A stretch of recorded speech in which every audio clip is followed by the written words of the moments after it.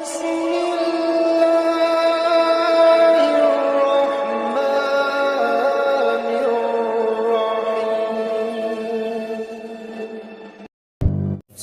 berusaha menyimpan sesuatu yang bisa membawa manfaat, baik untuk dirinya, untuk anak cucunya, maupun untuk keluarganya, untuk masa kini dan masa depannya.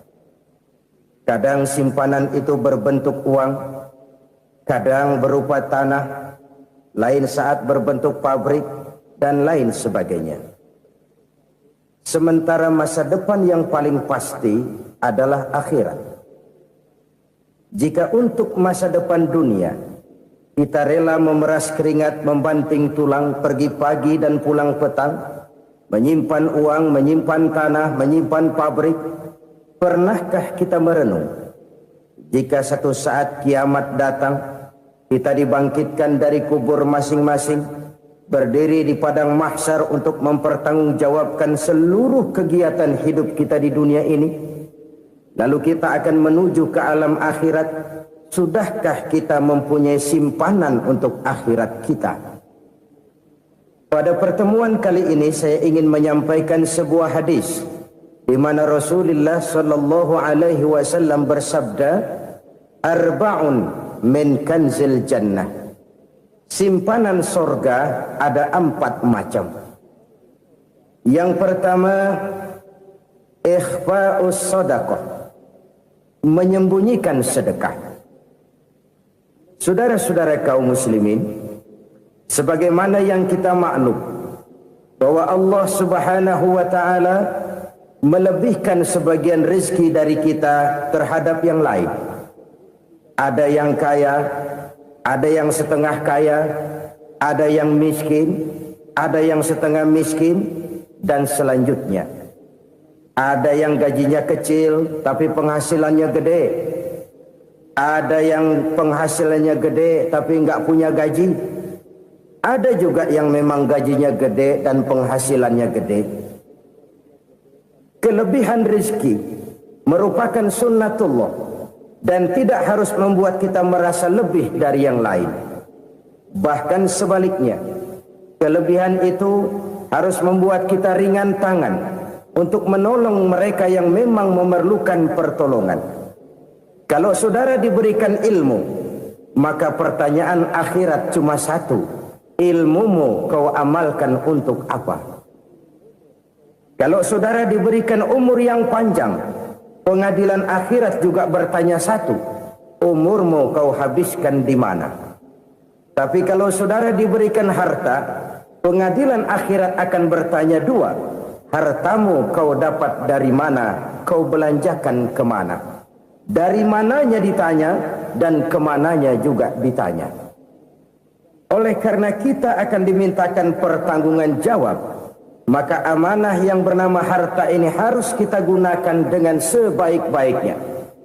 Ada penggunaan yang merupakan kewajiban, itu zakat namanya. Ada penggunaan yang sewaktu-waktu, itu infak namanya. Ada yang lebih sewaktu-waktu lagi, dan itu sedekah namanya. Zakat dia terikat oleh haul dan nisab, oleh putaran batas waktu dan ukuran dari harta itu sendiri. Sedangkan infak terikat oleh situasi dan kondisi perekonomian seseorang. Sedangkan sedekah tidak terikat dengan apapun. Dalam kondisi seperti apapun kita bisa melakukan sedekah dengan yang terkecil sekalipun. Sampai-sampai Rasulullah sallallahu alaihi wasallam mengajarkan, la tahqiranna minal ma'rufi syai'an walau an talqa akhaka biwajhin talik. Atau ada hadis, tabassumuka fi wajhi akhika laka shadaqah. Senyumanmu kepada temanmu adalah sedekah. Jadi untuk melakukan sedekah tidak harus dalam berbentuk uang. Dengan ilmu kita bisa sedekah, dengan tenaga kita bisa bersedekah, dengan pikiran kita bisa bersedekah, bahkan senyum kepada teman itu pun sedekah. Jadi kalau sedekah dengan uang memang belum punya uang, nyengir aja banyakin. Itu asal pada tempatnya, jangan lalu ketemu tiang listrik cengengesan. Tentu tidak pada tempatnya dan tidak wajar. Nah, sedekah yang paling dicintai Allah adalah sedekah yang disembunyikan. Artinya jauh dari sifat riya. Kan kadang-kadang ada orang sedekah itu disebutkan namanya. Apa tidak bagus? Kalau memang niatnya ikhlas, ya bagus-bagus saja. Untuk memberikan sugesti kepada yang lain. Di Fulan bin Fulan nyumbang sekian, diumumkan. Boleh kalau niatnya untuk memberikan rangsangan kepada yang lain supaya dia menyumbang lebih besar dari orang tadi. Tapi kalau itu mendatangkan riya, maka sedekah yang paling dicintai Allah adalah sedekah yang disembunyikan. Tangan kiri saja tidak tahu apa yang diberikan oleh tangan kanan. Sedekah yang dilakukan dengan ikhlas akan merupakan perbendaharaan surga, tersembunyi dari pandangan orang lain, tidak seorang pun tahu. Karena memang sikap yang baik adalah melupakan kebaikan dan mengingat kesalahan. Itu salah satu ciri orang bahagia. Orang yang selalu mengingat kesalahannya dan berusaha melupakan segala kebaikannya. Kalau dia akan ada kebaikan, dia tidak bisa ikut, dia merasa rugi karena dia merasa belum pernah berbuat baik. Tapi kalau akan melakukan kesalahan baru, dia ingat kesalahan yang sudah-sudah, sehingga terhalang baginya untuk melakukan satu kesalahan baru. Demikianlah saudara-saudara, bahwa Allah melebihkan rizki sebagian kita dari yang lain, agar terjadi tolong-menolong dalam kehidupan ini.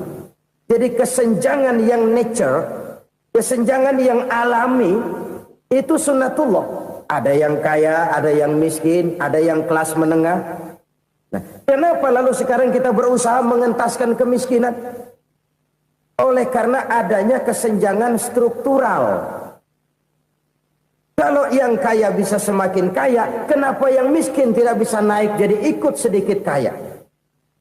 Sebab pada dasarnya Islam adalah agama yang sejak turunnya sudah berupaya memerangi kemiskinan.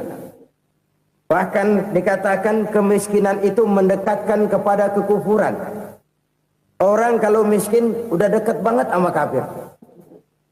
Gampang menjadi kafir. Berapa banyak saudara-saudara kita yang oleh karena soal perut, oleh karena soal materi, terpaksa meninggalkan dan menanggalkan akidahnya. Menjual petunjuk yang diberikan Allah dengan kesenangan dunia yang cuma sebentar ini. Na'udzubillah, thumma na'udzubillah. Jadi makin kita sembunyikan satu sedekah, semakin banyak perbendaharaan kita di surga. Sedekah yang paling dicintai Allah adalah sedekah yang disembunyikan. Malahan ada seorang sufi, dia punya kebiasaan kalau pergi sholat Jumat, dia bawa uang. Itu uang dia taruh di bawah tikar masjid. Dia niat sedekah kepada siapa saja yang nemuin itu duit. Maksudnya apa? Supaya yang nemuin nggak tahu siapa yang punya duit. Demikian dia saking ingin menyembunyikan sedekahnya. Karena sifat riya itu bisa memakan amal kita sendiri. Riya itu termasuk menyebut-nyebut kebaikan kita. Orang yang suka nepuk dada, sedikit-sedikit ngitungnya kalau nggak gua. Tuh kalau nggak gua tuh yang belah situ kalau nggak gua. Iya kalau nggak lu kenapa emang? Orang yang suka menepuk jasad. Tuh, biasanya memang begitu saudara-saudara. Kalau perang lagi berkecamuk, orang nggak sempat ngaku jadi pahlawan. Tapi begitu perang selesai, yang kagak kenal bedil ngaku pahlawan, mas. Itu sesuatu yang biasa. Oleh karenanya, orang-orang yang ikhlas dalam bersedekah, disembunyikannya sedekah itu, Allah cinta betul. Malahan ada hadis memberikan jaminan, inna sedaqatal mar'il muslimi tazidu fil umri wa tadfa'u mitatas su'i. Sesungguhnya sedekahnya seorang mukmin tazidu fil umri, bisa menambah umur panjang. Wa tadfa'u mitatas su'i, dan menyelamatkan manusia dari mati secara su'ul khatimah. Jadi siapa yang kepengen panjang umur, banyaklah sedekah. Yang bosan hidup, pelit terus. Sedekah menambah panjang umur dan menyelamatkan manusia dari mati secara su'ul khatimah. Pak, katanya umur itu nggak bisa ditambah, nggak bisa dikurangin. Kapan? Kalau ajal sudah datang. Wa idza jaa ajaluhum la yastakhiruna sa'atan wa la yastakdimun. Kalau ajal datang tidak bisa dimajukan, tidak bisa dimundurkan. Itu kalau ajal sudah datang. Tidak bisa lagi umur ditambah dikurangi, sudah datang. Tapi kalau belum datang, itu kan haknya Allah. Mau ditambah, mau dikurangi, hak prerogatif Allah. Sebagai pencipta manusia, Allah Maha Kuasa dan Maha Mampu. Sedekah ini menambah panjang umur dan menyelamatkan manusia dari mati secara su'ul khatimah. Orang mati kan sama ya, kondisinya mati, nggak nafas. Tapi hakikat mati kan lain-lain. Ada yang mati itu husnul khatimah, baik akhirnya. Misalnya lagi ngaji mati, lagi sholat mati, lagi sedekah mati. Ini yang dinamakan dengan husnul khatimah, baik di akhirnya. Sebaliknya ada yang su'ul khatimah, jelek di akhirnya. Ini yang jadi catatan akhir. Lagi nyekek botol, mampus. Lagi banting kartu, modar. Su'ul khatimah, jelek pada akhirnya. Sedekah menyelamatkan manusia dari mati secara su'ul khatimah. Dan kita semua kepengen mendapat husnul khatimah, jauh dari su'ul khatimah. Oleh sebab itu yang bisa menyelamatkan kita dari penyakit itu antara lain adalah sedekah yang disembunyikan. Yang dikerjakan dengan ikhlas karena Allah. Tidak karena kepengen dipuji orang, tidak karena ingin dikatakan orang pemurah, sebab orang dermawan itu orang yang memberi tanpa harus diminta. Kalau masih harus diminta, ya belum dermawan namanya, masih harus diminta. Kalau nggak diminta ya tulus, lolos, polos. Saudara-saudara kaum muslimin rahimakumullah. Harta adalah amanat dan akan kita pertanggungjawabkan. Allah melebihkan rizki sebagian kita dari yang lain agar kita saling tolong menolong, bantu membantu. Nabi janjikan siapa yang meringankan beban saudaranya muslim di dunia, Allah akan meringankan bebannya di akhirat nanti. Sebuah jaminan dari baginda Nabi. Si orang yang kita bantu barangkali tidak bisa membalas, Allah yang akan membalas lewat jalan lain yang tidak pernah kita sangka-sangka. Ada orang tanya, Pak, ini ada orang nyumbang masjid sambil marah-marah, bagaimana? Saya bilang sumbangannya aja ambil, marahnya jangan. Marahnya jangan diambil, itu urusan dia. Saudara-saudara kaum muslimin rahimakumullah. Umat Islam ini kan umat yang punya potensi besar. Kadang kita merenung, kenapa kadang-kadang pembangunan masjid kok lambat sekali? Kalau hotel hari ini peletakan pertama, bulan depan peresmian. Supermarket hari ini peletakan batu pertama, minggu depan peresmian. Tapi kalau sudah yang namanya masjid, kadang-kadang peletakan batu pertama sekaligus jadi batu terakhir. 3 tahun, 4 tahun, campur nebar jalak di jalanan, duit dijaring kayak ikan sepat. Apa tidak ada orang Islam yang kaya? Banyak. Apa tidak ada pengusaha muslim yang jadi konglomerat? Ada. Lalu yang belum banyak itu yang komit terhadap nilai-nilai agamanya. Akhirnya kita jatuh jadi umat yang lemah. Belum ada pengusaha konglomerat muslim buka pabrik supermi cap beduk misalnya umpamanya atau pabrik kecap cap sorban supaya identitas keislamannya sedikit kelihatan. Kita jatuh jadi umat yang lemah karena potensi tidak terinventarisir dengan baik. Kita ini ibarat kompor yang cuma matengin nasi orang lain. Potensi kita dimanfaatkan oleh orang lain. Ukhuwah Islamiyah kita baru terbatas kepada silaturahmi. Ukhuwah di bidang ekonomi kita lemah, ukhuwah di bidang kebudayaan kita lemah, apalagi ukhuwah di bidang politik kita lebih rapuh lagi. Padahal ukhuwah itu adalah totalitas kehidupan manusia, menyangkut ipolek sosbud. memerlukan nilai-nilai ukhuwah. Jadi oleh karena itu mari kita menyadari di dalam harta kita, walaupun kita yang cari pergi pagi pulang sore peras keringat banting tulang, di sana ada harta anak yatim, di sana ada hak masjid, di sana ada hak pesantren, di sana ada hak jihad. Berbahagialah seseorang apabila dia oleh Allah dijadikan keran. Keran itu menyimpan air, tapi tidak untuk dirinya, tapi disalurkannya kepada mereka yang memang memerlukannya. Saudara-saudara kaum muslimin rahimakumullah, ini yang pertama. Jadi perbendaharaan surga adalah menyembunyikan sedekah. Orang lain nggak tahu, kita pun nggak pernah ngitung-ngitung. Kita anggap lewat begitu saja, padahal itu deposit akhirat. Satu. Yang kedua, perbendaharaan surga itu apa? Wa kitmanul musibah, menyembunyikan kesulitan. Kadang orang takut menghadapi kesulitan, tapi makin kita merenung, hidup ini kan sebenarnya urusan. Takut sama urusan ya jangan hidup. Tandanya orang hidup itu kalau punya urusan. Urusan melupakan problem, problem sering menimbulkan kesulitan. Kesulitan bukan untuk ditakuti, tapi untuk diatasi dan dicarikan jalan keluarnya. Siapa sih orangnya yang nggak pernah sulit-sulit? Makin tinggi status sosialnya, makin gede urusannya. Makin tinggi kualitas imannya, makin berat tingkat kesulitannya. Cuma memang yang namanya enak itu seperti pelangi. Biang lala itu nggak pernah di atas kepala kita, di atas kepala orang melulu. Lo sih enak lo, kata kita. Dia juga bilang yang enak kan lo. Pelangi itu nggak pernah di atas kepala kita. Kata tukang beca, aduh enak ya naik Mercy. Kata tukang beca, apa yang di dalam mobil Mercy? Aduh enak bener tukang beca, di jok ngeringkuk ngorok pulas bener. Saya kamar pakai AC sejuk, tempat tidur sutra empuk, alga spring bed, kulak kulik nggak bisa pulas kalau belum minum Valium, belum tidur. Enak bener tukang beca, di jok ngorok nggak tahu wetan kulon.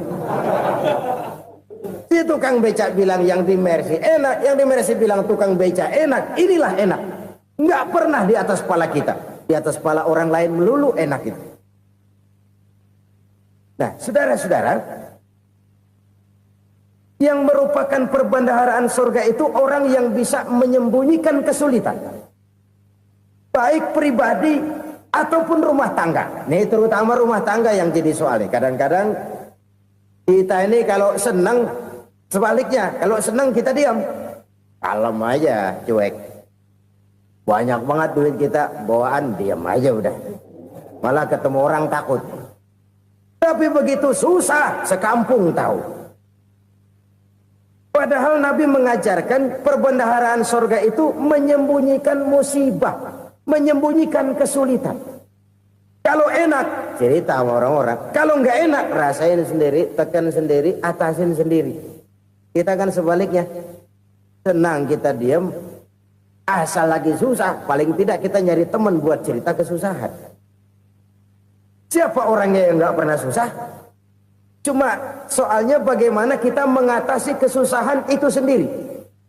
Begitu juga misalnya kalau orang sudah berumah tangga, itu orang tuanya harus menjadi tempat dia cerita yang enak-enak saja. Yang nggak enak rasain berdua, selesaikan berdua, atasin berdua. Jangan dibalik. Asal senang diam, giliran susah saja. Maknya laporan. Terbalik. Bisa menjaga security informasi. Maka nama bayam keluar diem, malah seluitan. Enak amat lo makan daging ayam. Security informasi. Saudara-saudara kaum muslimin rahimakumullah. Ujian yang terberat itu yang pernah diberikan kepada para nabi, para rasul, para aulia, para ulama. Makin tinggi keimanan, makin berat bentuk kesulitan. Ayo saya kemukakan satu contoh saja. Ada seorang nabi yang kaya, nabi kaya, namanya Nabi Ayub. Iblis kalau orang begini kan keki, ibadahnya rajin, kaya, nih yang kayak begini susah digodain. Kalau ibadahnya rajin, miskin, kali bisa disogok. Sini imannya mantap, ibadahnya rajin, kaya, nabi lagi. Oh, tapi namanya iblis nggak kurang akal, laporan, Tuhan, kenapa Les? Ya ini bahasa saya, bahasa Qurannya sih nggak gitu. Itu hambamu yang namanya Ayub, dia rajin ibadah cuma karena dikasih kaya aja. Coba kasih miskin dia, berhenti dia sembahyang. Ah, kamu bisa aja. Saya tahu Ayub itu hambaku yang ikhlas. Saya buktiin Tuhan, silahkan. Dibuktiin lah, iblis turun ke alamin. Yang mula-mula dia lakukan, dia rusak sawah ladang Nabi Ayub. Dia binasakan binatang ternak Nabi Ayub. Sehingga dalam waktu singkat jatuhlah Nabi Ayub dari orang paling kaya jadi orang paling miskin. Beliau masih ibadah di mihrab dalam masjid. Datang iblis. Saudara Ayub, ya. Lagi ngapain? Ibadah. Nyembah Allah, nyembah Allah. Oh, percuma. Kenapa? Tuhan yang ente sembah nih, dia udah bikin miskin ente. Sawah ladang ente hancur lebur, binatang ternak binasa. Sekarang ente jadi orang paling miskin. Ngapain nyembah Tuhan kayak begitu? Tekor. Udah berhenti dah ibadah, berhenti ibadah. Ini iblis sama Tuhan laporannya lain, yang dikerjakan kepada Nabi Ayub juga lain. Benar begitu iblis, kata Nabi Ayub. Iya, sawah ladang saya habis, buras. Binatang ternak saya binasa, binasa. Saya miskin, bangpak. Apa jawab Nabi Ayub? Bukan innalillahi, ini hebat. Alhamdulillahillazi a'tani wa akhadha minni. Segala puji bagi Allah yang telah memberikan harta kepada saya dan sekarang mengambilnya lagi. Alhamdulillah. Allah yang ngasih, Allah yang ambil. Itu mah urusan Allah. Iblis cuman ibadah jalan terus, sujud lagi Nabi Ayub. Iblis seleher gondok banget. Dasar Nabi nggak mempan dia apa-apain. Miskin malah alhamdulillah. Allah yang ngasih, Allah yang ambil. Jadi kalau kita tidak komit, kita tidak terikat kepada kaya, miskin, senang, susah, apa yang bisa bikin kita susah? Jadikan kekayaan, kemiskinan, jadikan senang, susah sebagai anak buah yang bisa kita atur. Jangan kekayaan ngatur kita, jangan kemiskinan ngatur kita. Kita yang harus mengatur mereka. Senang, susah, kaya, miskin, bahagia, sengsara, jadikan itu anak buah yang bisa kita atur. Kalau sekarang kita kaya, lain saat boleh jadi kita miskin, semiskin-miskinnya. Allah yang ngasih, Allah yang ambil. Tenaga mana yang bisa menghalangi? Ibadah jalan terus. Iblis makin gondok. Dasar Nabi loh. Akhirnya apa? Nabi Ayub dikerjain, diberikan penyakit. Demikian fatal penyakitnya.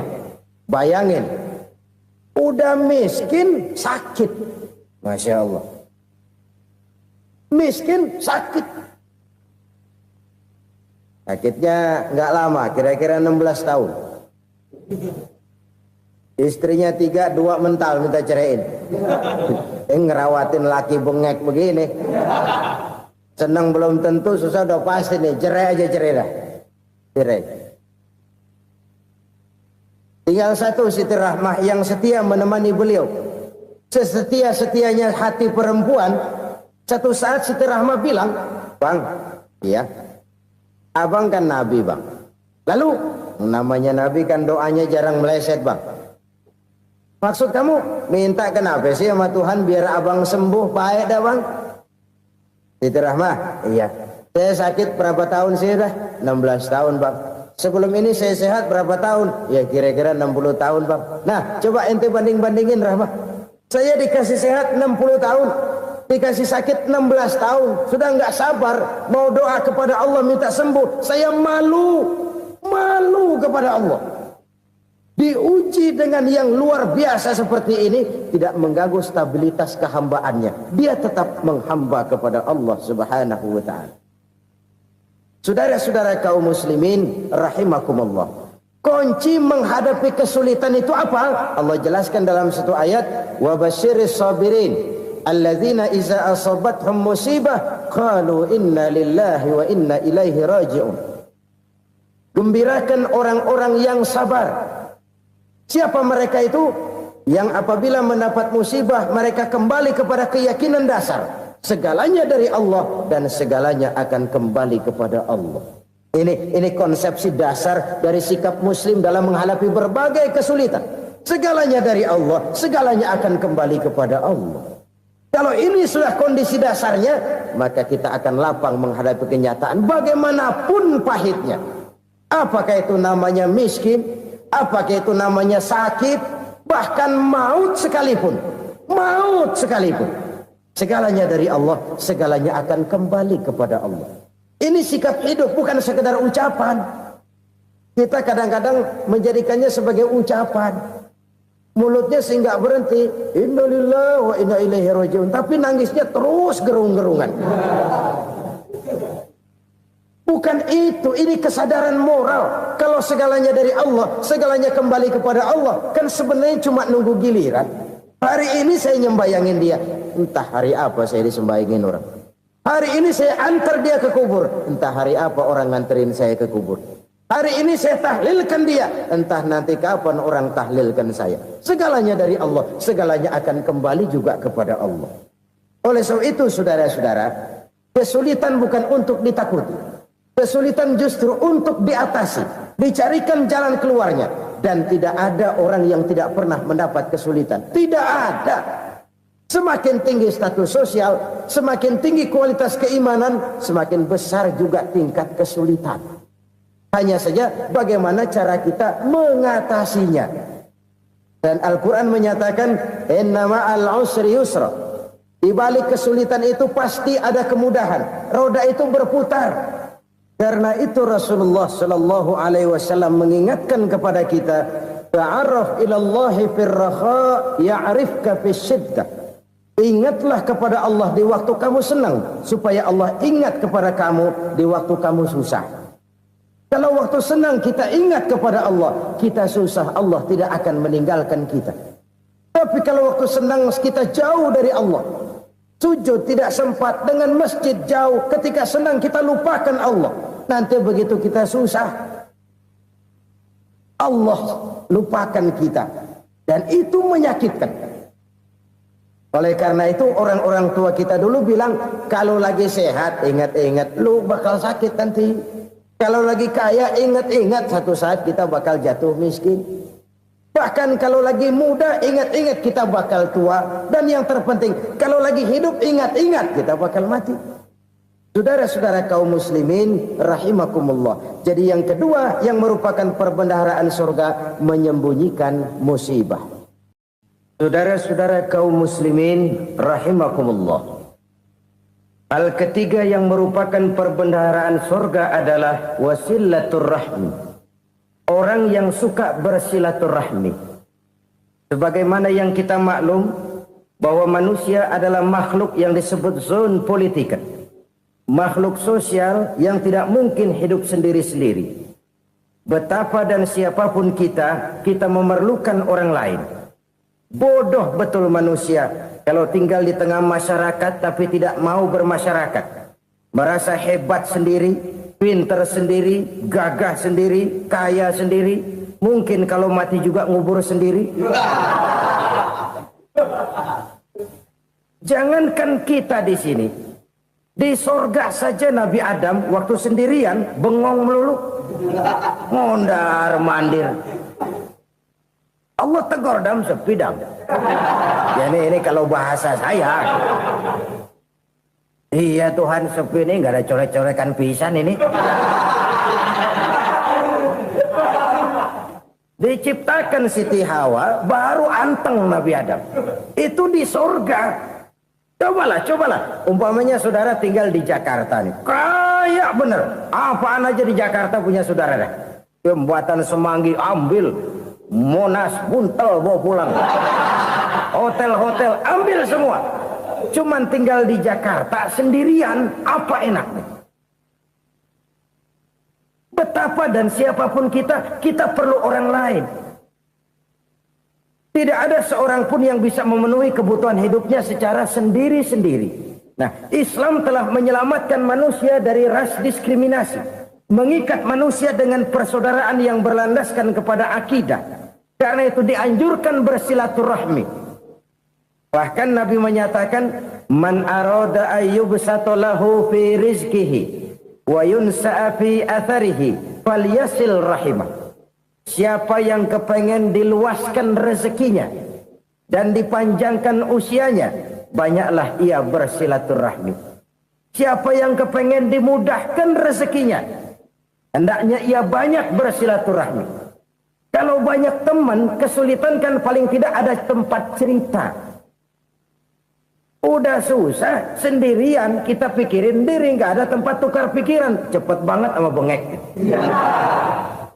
Dilawan sendiri.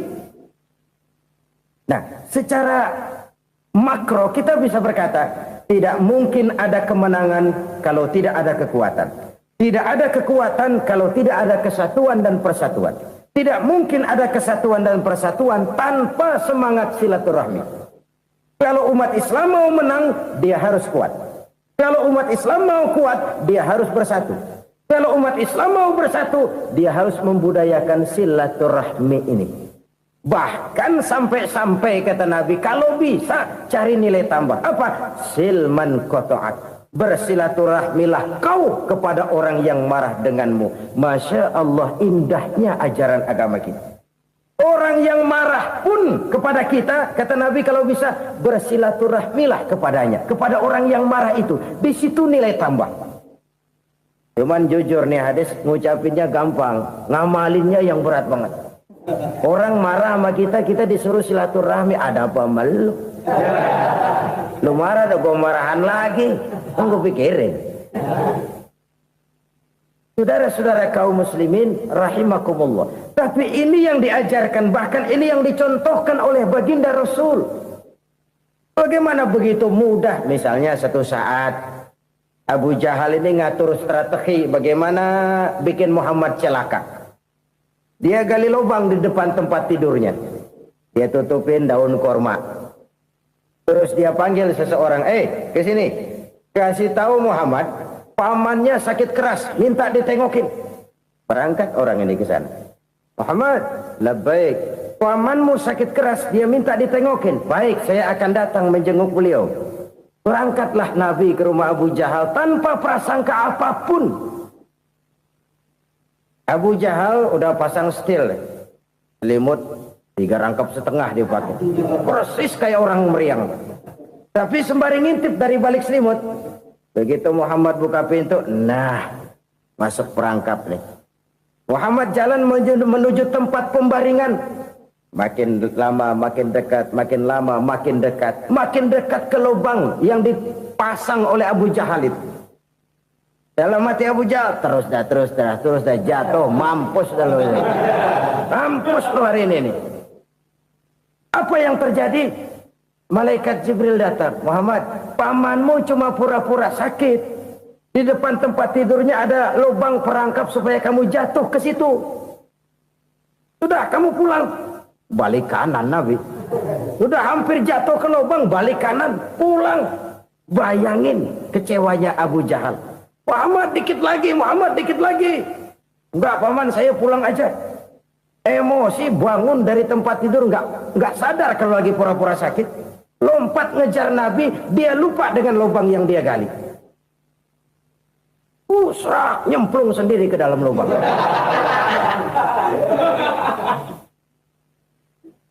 Nabi terus berlalu. Ini terjadi keanehan. Jatuh ke lubang yang dia gali itu sebenarnya nggak terlalu dalam ya, antara 3-4 meteran lah. Tolong saya jatuh ke lubang ini. Datanglah pelayan-pelayannya itu. Angkat saya dari sini. Oh, yang ngulurin tambang. Satu gulung, belum juga nyampe itu tambang. Kurang, beli lagi ke warung. Sambung, ulur lagi, nggak juga bisa sampai. Wah, ini kerjaan Muhammad ini. Tolong, siapa salah seorang kamu ke rumah Muhammad, kasih tahu encangnya kecebur. minta ditolongin. Sampaikan kepada Rasul. Kenapa? Pamanmu jatuh ke lubang, Muhammad minta tolong diangkatin. Hambang udah nyambung-nyambung gak nyampe juga. Ya, nanti saya datang, saya tolong. Cobain. Nyata-nyata orang berniat jahat mau mencelakakan dia. Datang dia menolong. Ini yang disebut air tuba dibalas air susu ya ini. Bukan sebaliknya. Air tuba dibalas air susu. Paman, kecebur ya? Iya Muhammad, tolong ini. Pegang tangan saya. Nabi ulurkan tangannya, nyampe, dipegang oleh Abu Jahal, diangkat ke atas, sampai atas. Apa kata Abu Jahal? Sihirmu memang hebat Muhammad. Udah ditolongin dikata sihir. Yang enak kita kemplang kan itu orang begitu. Urusan apa? Tapi inilah akhlak. Kalau bisa kamu bersilaturahmilah dengan orang yang marah kepadamu sekalipun. Orang marah kita tetap baik. So, kalau kita berbuat baik sama orang yang memang baik, rasanya sih biasa-biasa aja. Orang baik kita baik lagi, ya draw aja, belum ada nilai tambah di situ. Baru ada nilai tambah kalau kita bisa berbuat baik kepada orang yang nyakitin kita. Itu namanya kita setingkat di atas dia. Dia sakitin kita, kita berbuat baik sama dia. Dia pelit sama kita, kita baik sama dia. Dia marahin kita, kita deketin dia. Di situ kita punya nilai tambah. Jadi siapa yang ingin diluaskan rezekinya kata Nabi dan dipanjangkan umurnya, hendaklah ia banyak-banyak bersilaturahmi. Sederhana sebenarnya silaturahmi, tapi silaturahmi membangkitkan semangat kesatuan dan persatuan. Kesatuan dan persatuan melahirkan kekuatan. Dalam matematika 1 ditambah 1 pasti 2. Tapi di tengah masyarakat, 1 orang takut ditambah 1 orang takut, hasilnya jadi 2 orang setengah berani. Kenapa setengah berani? Karena udah berdua. Tadi pan takut sendirian. Kalau dia kumpul turu-turu takutlah jadi berani. Kita yang lemah, kita yang tidak berdaya, kita yang miskin, kalau mau kompak bersatu, apa yang nggak bisa kita kerjain? Apalagi tinggal di kota besar, pilihan cuma 2. Bertahan atau minggir. Bertahan atau minggir. Untuk bisa bertahan harus mampu bersaing. Untuk mampu bersaing harus punya keahlian. Keahlian harus ditunjang dengan pendidikan, ditambah oleh kekompakan sebagai umat. Udah miskin mencar mulu, orang injak kita. Orang nggak pandang urusan apa yang malu. Oleh karena itu silaturahmi pada hakikatnya merupakan roh dari ukhuwah yang diajarkan oleh agama kita. Bagaimana Islam menyelamatkan masyarakat manusia dari ras diskriminasi, mengikat manusia, dan tidak ada persaudaraan yang lebih indah selain persaudaraan yang diikat dengan nilai-nilai akidah. Sepanjang orang di jalan Allah, itulah saudara kita. Keluar dia dari jalan Allah, selesailah persaudaraan sampai di situ. Karena itu, kalau ingin menyimpan sesuatu di surga, banyaklah bersilaturahmi. Datang ke rumah ini, datang ke rumah itu, dan lain sebagainya. Itu simpanan kita di akhirat nanti. Ini yang ketiga. Saudara-saudara, yang keempat, perbendaharaan surga itu apa? Wa qawlu la hawla wa la quwwata illa billah. Ucapan la hawla wa la quwwata illa billah. Ibadah kan ada yang berat, modalnya besar. Bangun masjid berat, modalnya besar. Bangun rumah sakit berat, modalnya besar. Ada ibadah yang berat, tapi modalnya ringan. Misalnya puasa. Puasa itu berat, mengendalikan nafsu. Kalau sekedar nggak makan, nggak minum sih enteng. Mengendalikan nafsu. Itu jihad terbesar, tapi kan modalnya ringan, cuma niat saja. Ini ibadah berat, modalnya ringan. Ada ibadah yang ringan, modalnya juga enteng. Seperti termasuk ucapan la haula wa la quwwata illa billah. Tanpa sadar, la haula wa la quwwata illa billah. Nyelengin tuh di surga. Nyelengin, kita nggak terasa. Nyelengin simpenan akhirat. La haula wa la quwwata illa billah. Nyimpan lagi. Kaget, la haula wa la quwata illa billah, nyimpan lagi, banyak simpenan. Walaupun sebenarnya yang dimaksud di sini adalah kesadaran batin bahwa tidak ada daya dan kekuatan kecuali Allah. Itu intinya. Kita memulai pekerjaan disunahkan baca bismillah, kan begitu. Apa itu? Kesadaran moral bahwa ini saya bisa kerjakan. Saya kerjakan ini dengan menyebut nama Allah. Kenapa? Kalau Allah tidak memberikan daya dan kekuatan, mana mampu saya kerjakan ini. Maka saya kerjakan ini dengan menyebut nama Allah. Bismillah. Kesadaran moral. Manusia hanya wajib berusaha, tapi nggak pernah wajib berhasil. Banyak hal-hal yang kalau kita renungkan secara rasio nggak mungkin, tapi jadi kenyataan. La haula wala quwata illa billah. Tidak ada daya dan kekuatan kecuali bagi Allah semata-mata. Kesadaran moral akan kelemahan dan keterbatasan makhluk bernama manusia. Kadang kita kagum dengan otak, tapi kita sering lupa sama yang bikin otak. Padahal bagaimanapun hebatnya otak, yang bikin otak pasti lebih hebat dari otak. Nggak percaya, silahkan otak-otakan. Inilah kecenderungan. Kita kagum dengan pesawat-pesawat mutakhir, bukan main besi gede banget terbang itu. Alangkah hebatnya. Lalu apa yang bikin otak tidak lebih hebat dari itu semua? Kita puji laut. Apa yang bikin laut tidak lebih hebat dari laut itu? La haula wa la quwata illa billah. Tidak ada daya dan kekuatan kecuali Allah. Apa yang bisa kita lakukan kalau tidak karena daya dan kemampuan yang diberikan oleh Allah kepada kita? Lahirlah sikap tawadu, rendah hati, tidak melonjak menjadi angkuh dan sombong, sadar akan kelemahan dan keterbatasan diri. Sebagai makhluk yang diciptakan oleh Allah Subhanahu wa ta'ala. Jadi satu sisi ini ucapan yang berpahala, la haula, jadi wiridan. Pada sisi lain ini kesadaran moral, sikap mental, kesadaran batin bahwa yang punya daya dan kekuatan itu cuma Allah. Kita nggak pantas untuk sombong, sebab sombong itu pakaiannya Allah. Kita nggak sedang pakai pakaian Allah, kegedean. Dan makin kita renungi, makin terbentur. Apa sih yang bisa kita sombongin? Kita mau sombong apa? Kaya? Pintar? Itu kan semua relatif. Di atas langit masih ada langit lagi. Jadi oleh karenanya, marilah kita menyadari. Manusia hanya wajib berusaha, tapi tidak pernah wajib berhasil. Yang berusaha saja tidak wajib berhasil, apalagi yang tidak berusaha.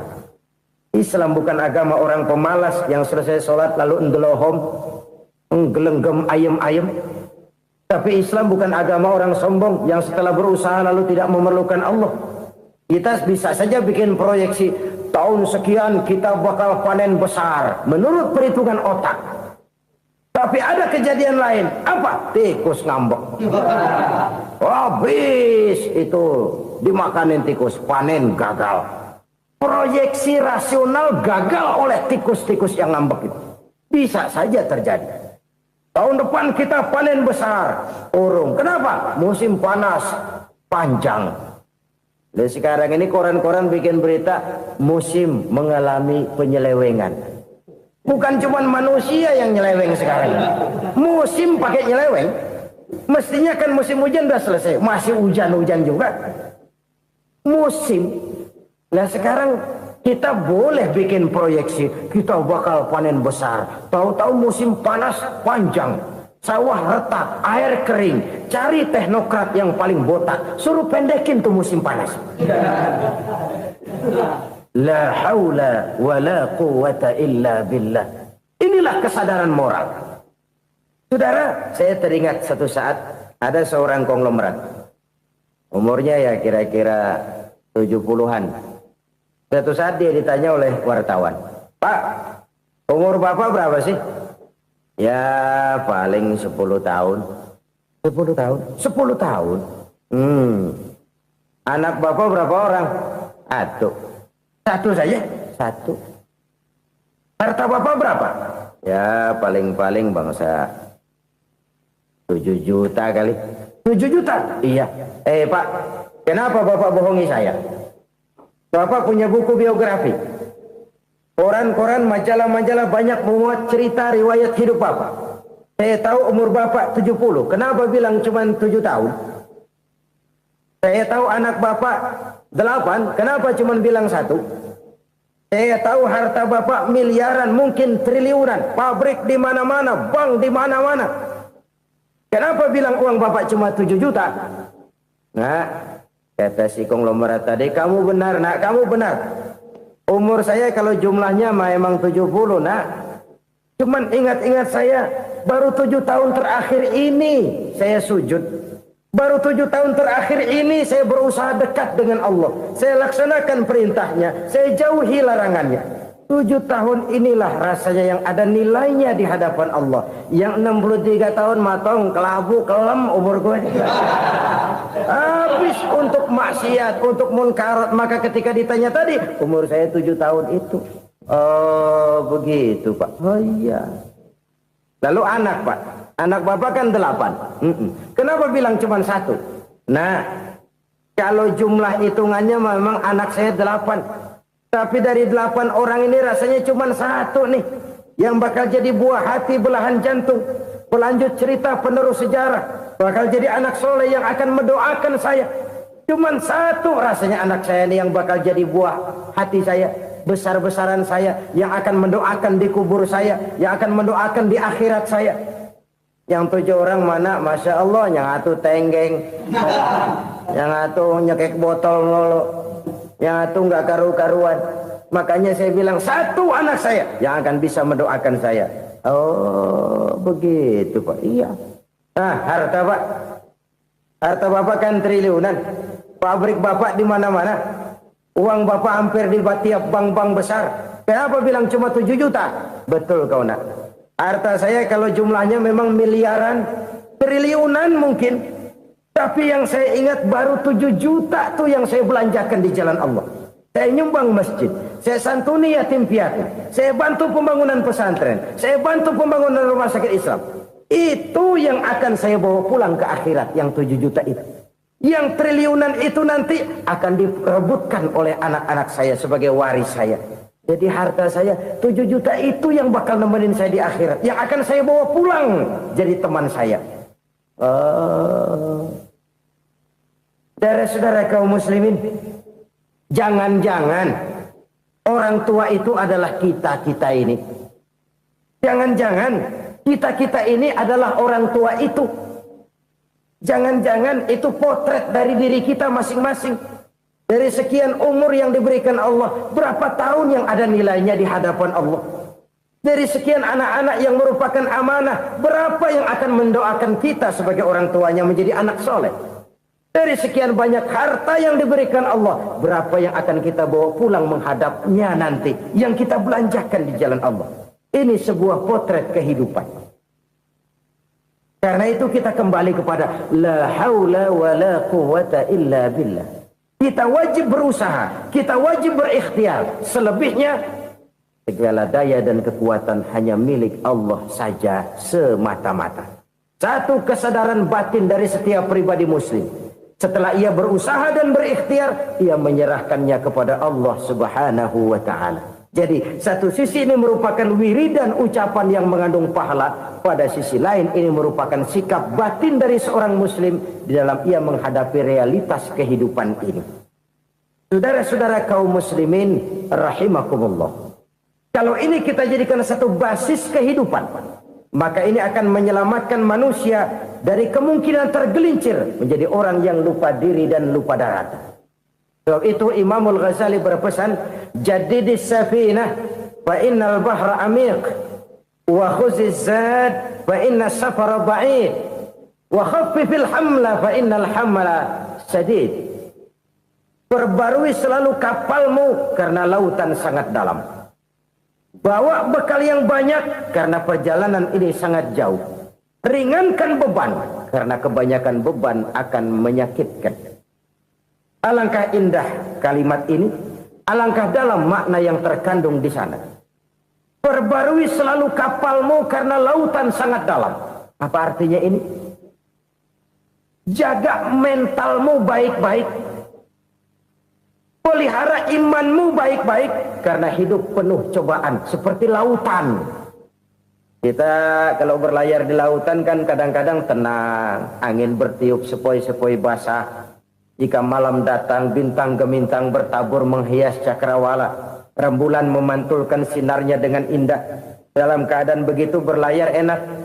Tapi lain saat ombak menggunung, halilintar menyambar, angin topan bertiup. Berapa banyak sudah saudara-saudara kita yang tenggelam di lautan dunia tanpa sadar bahwa dia belum sampai kepada pantai yang akan dituju. Berapa banyak sudah saudara-saudara kita yang tenggelam di lautan dunia ini tanpa sempat bangkit lagi. Dia menyangka sudah sampai kepada tujuannya. Hati-hati kapal jangan sampai bocor karena lautan sangat dalam. Iman ini jaga baik-baik karena hidup penuh dengan ujian. Wa khuzizat fa inna safara ba'id. Bawa bekal yang banyak karena perjalanan sangat jauh. Saudara mau ke Bandung, bawa duit. Saudara mau ke Surabaya, banyakan lagi duitnya. Saudara mau ke Mekah, gepokan, iketan tuh duit nggak lembaran lagi. Makin jauh perjalanan, makin banyak bekal yang harus kita bawa. Kalau saudara dari Jakarta mau ke Surabaya, kagak bawa duit berangkat juga, itu sih bukan berani namanya, nekat. Sampai Surabaya belum tentu, sengsara di jalan udah pasti. Kenapa? Nggak bawa bekal berangkat. Sama juga kita nih, misalnya belum sempat sembahyang, mati. Waduh, berani banget orang. Belum punya bekal, mati. Sengsara di jalan. Atau bekal tidak cukup. Dari Jakarta saudara mau ke Surabaya, bawa duit 500 perak. Paling jauh Cikampek nyampenya itu. Paling jauh itu. Antara jauhnya perjalanan dengan bekal yang saudara bawa tidak seimbang. Hidup ini perjalanan panjang. A walking tour. Dimulai dari alam arwah. Sebelum jasad diciptakan, roh diciptakan lebih dulu. Dari situ pindah ke alam rahim. Dari alam rahim pindah ke alam dunia. Dari alam dunia pindah ke alam barzah. Baru menuju akhirat.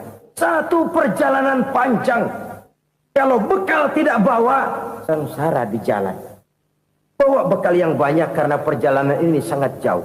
Wa khaffifil hamla, ringankan beban karena beban itu cuma akan menyulitkan. Kalau bekal itu sih keperluan, tapi beban nggak kita perluin, coba ngeberat-beratin. Apa ini beban? Dosa. Kecurangan, kebatilan, kesoliman, ketidakadilan, kesewenang-wenangan. Itu akan jadi beban kita di akhirat. Alangkah celakanya, perjalanan panjang, bekal tidak bawa, beban kelewat banyak. Alamat sengsara di jalan. Pahala tidak ada, dosa berlipat ganda. Na'udzubillah, summa na'udzubillah. Kalau kita rangkum nasihat Al-Ghazali dengan kisah si konglomerat tadi, kita akan mengambil kesimpulan. Pertama, bekal terbaik dalam menghadapi gejolak kehidupan ini tidak lain adalah iman. Yang kedua, pahala dan dosa. Dua hal kontroversial. Pahala adalah bekal, dosa adalah beban. Tapi kita sekarang kan tidak begitu terangsang kepada yang abstrak. Orang berlomba mencari yang konkret-konkret saja. Yang real. Kalau memang dosa, benjol dong. Kira-kira begitu. Kira-kira begitu. Persis orang Yahudi dulu. Orang Yahudi itu kan pernah minta kepada Nabi Musa. Ya Musa lan nu'mina laka hatta narallaha jahrah. Musa, kami nggak bakal mau beriman kepada Allah kalau belum kami lihat Allah ada nongkrong di depan kami. Kalau memang Tuhan ada, taruh dong di depan kami. Mau yang konkret-konkret saja. Kalau memang dosa, benjol dong. Kalau memang pahala, berasa dong. Orang terangsang kepada yang real, yang konkret-konkret saja. Karena itu, untuk mengejar dosa, orang mau bayar. Tapi untuk mengejar pahala, walaupun tidak bayar, orang segan. Ini yang dikatakan oleh Nabi, kamu mengharapkan ke surga, tapi kamu berat melaksanakan sesuatu yang bisa membawa kamu ke surga. Kamu ingin jauh dari neraka, tapi tiap saat kamu lakukan perbuatan-perbuatan yang justru menjerumuskan kamu ke neraka. Idda'aitum an-najata minan nar wa ramaitum fiha anfusakum. Kamu ingin selamat dari neraka, tapi kamu lemparkan diri kamu ke neraka. Kamu ingin masuk surga, tapi berat sekali kamu melakukan perbuatan-perbuatan yang bisa menyampaikan kamu di surga. Saudara-saudara kaum muslimin rahimakumullah. Jadi hal keempat yang merupakan perbendaharaan surga adalah la haula wa la quwwata illa billah. Satu sisi ini merupakan ucapan yang memperberat timbangan akhirat. Pada sisi lain ini merupakan sikap hidup seorang muslim. Kesadaran batin yang sangat dalam bahwa tidak ada daya dan kekuatan kecuali Allah. Dan itu kita simbolkan pada saat memulai pekerjaan dengan Bismillah. Dengan menyebut nama Allah. Satu kesadaran moral. Saya hanya bisa melakukan ini karena diberikan daya dan kekuatan oleh Allah. Lahirlah sikap tawadu, rendah hati, tidak melonjak menjadi angkuh dan sombong. Saudara-saudara, sampai sini dulu jumpa kita kali ini. Semoga 4 perbendaharaan surga ini dapat kita lakukan, yang kelak akan merupakan bekal kita di kemudian hari nanti. Amin ya rabbal alamin.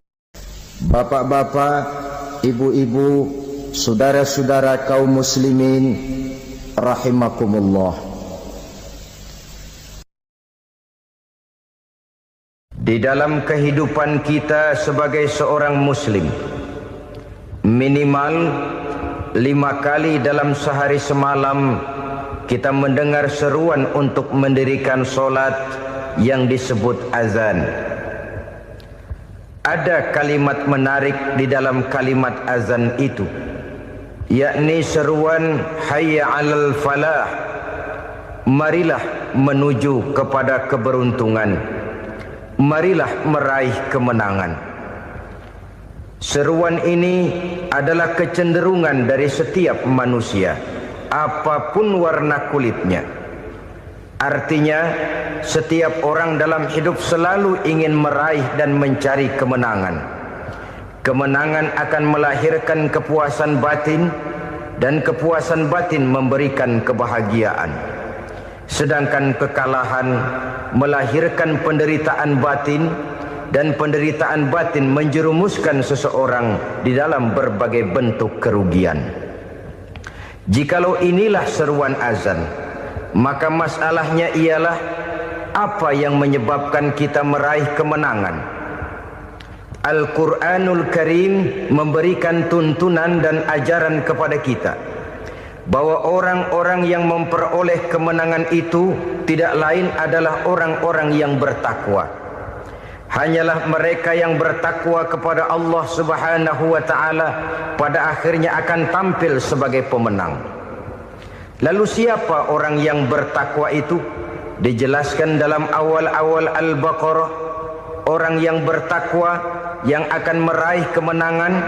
Pertama, allazina yu'minuna bil ghaib, yaitu orang-orang yang beriman kepada yang gaib.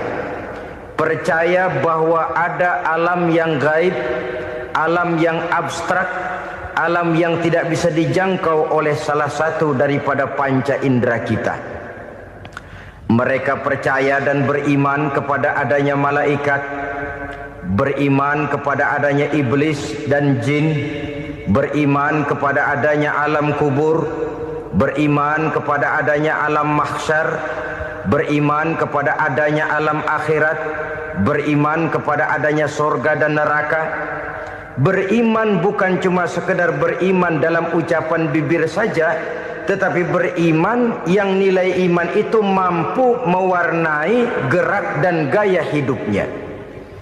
Iman yang meresap sampai ke tulang sumsum, kemudian memberikan dampak positif di dalam kehidupan manusia. Alam, kita tahu, adalah sesuatu yang selain Allah, dan Allah bukanlah alam. Apapun namanya selain daripada Allah, itu adalah alam. Alam pada hakikatnya terbagi menjadi 2. Ada alam syahadah, alam nyata, alam konkret, alam yang bisa dijangkau oleh salah satu indera kita. Kemudian ada alam ghaib. alam yang tidak bisa dijangkau oleh panca indera kita, alam metafisika, alam abstrak, alam yang wajib kita imani keberadaannya. Kita percaya bahwa malaikat itu ada, kita percaya kepada jin, bahwa jin itu ada, kita percaya kepada adanya iblis dan setan, bukan percaya kepada iblis dan setannya, percaya bahwa iblis dan setan itu ada. Itu termasuk salah satu daripada sifat orang yang bertakwa kepada Allah. Saudara-saudara kaum muslimin rahimakumullah, kecenderungan pembangunan yang lebih bersifat materialistis biasanya menggeser aspek kehidupan rohani. Orang berpikir empiri, dan dalam pola pikir yang demikian maka alam gaib tidak lagi mendapat perhatian. Aspek kehidupan yang bersifat rohaniah malah mulai ditinggalkan. Akibatnya terjadilah kepincangan di dalam kehidupan kita. Pernah ada satu pengalaman pribadi dalam perjalanan kembali ke tanah air. Dalam pesawat di sebelah kanan saya duduklah seorang Jerman namanya Heiner Simonsen. Iseng saya ajak kenalan, saya ajak ngobrol, saya tanya dia. Saya bilang, Mas Heiner ini, kalau pesawat yang kita tumpangi ini jatuh ke bawah, kira-kira apa yang bakal terjadi, Mas?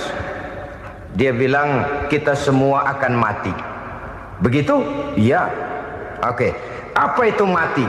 Tanya saya. Dia bilang, untuk tahu apa itu mati, kita harus tahu lebih dahulu apa itu hidup. Saya pikir nih bule bisa ngomong juga. Baiklah, kata saya. Apa hidup menurut Anda itu? Oh, hidup itu dia bilang, kalau seluruh anggota badan kita bekerja secara normal, paru-paru memompa darah secara normal, jantung berdetak secara normal, sel-sel tubuh bekerja secara fit, dan organisme tubuh hanya mau bekerja secara normal, dia bilang, kalau kita memberi makan yang cukup, menu yang teratur, dan gizi yang lengkap.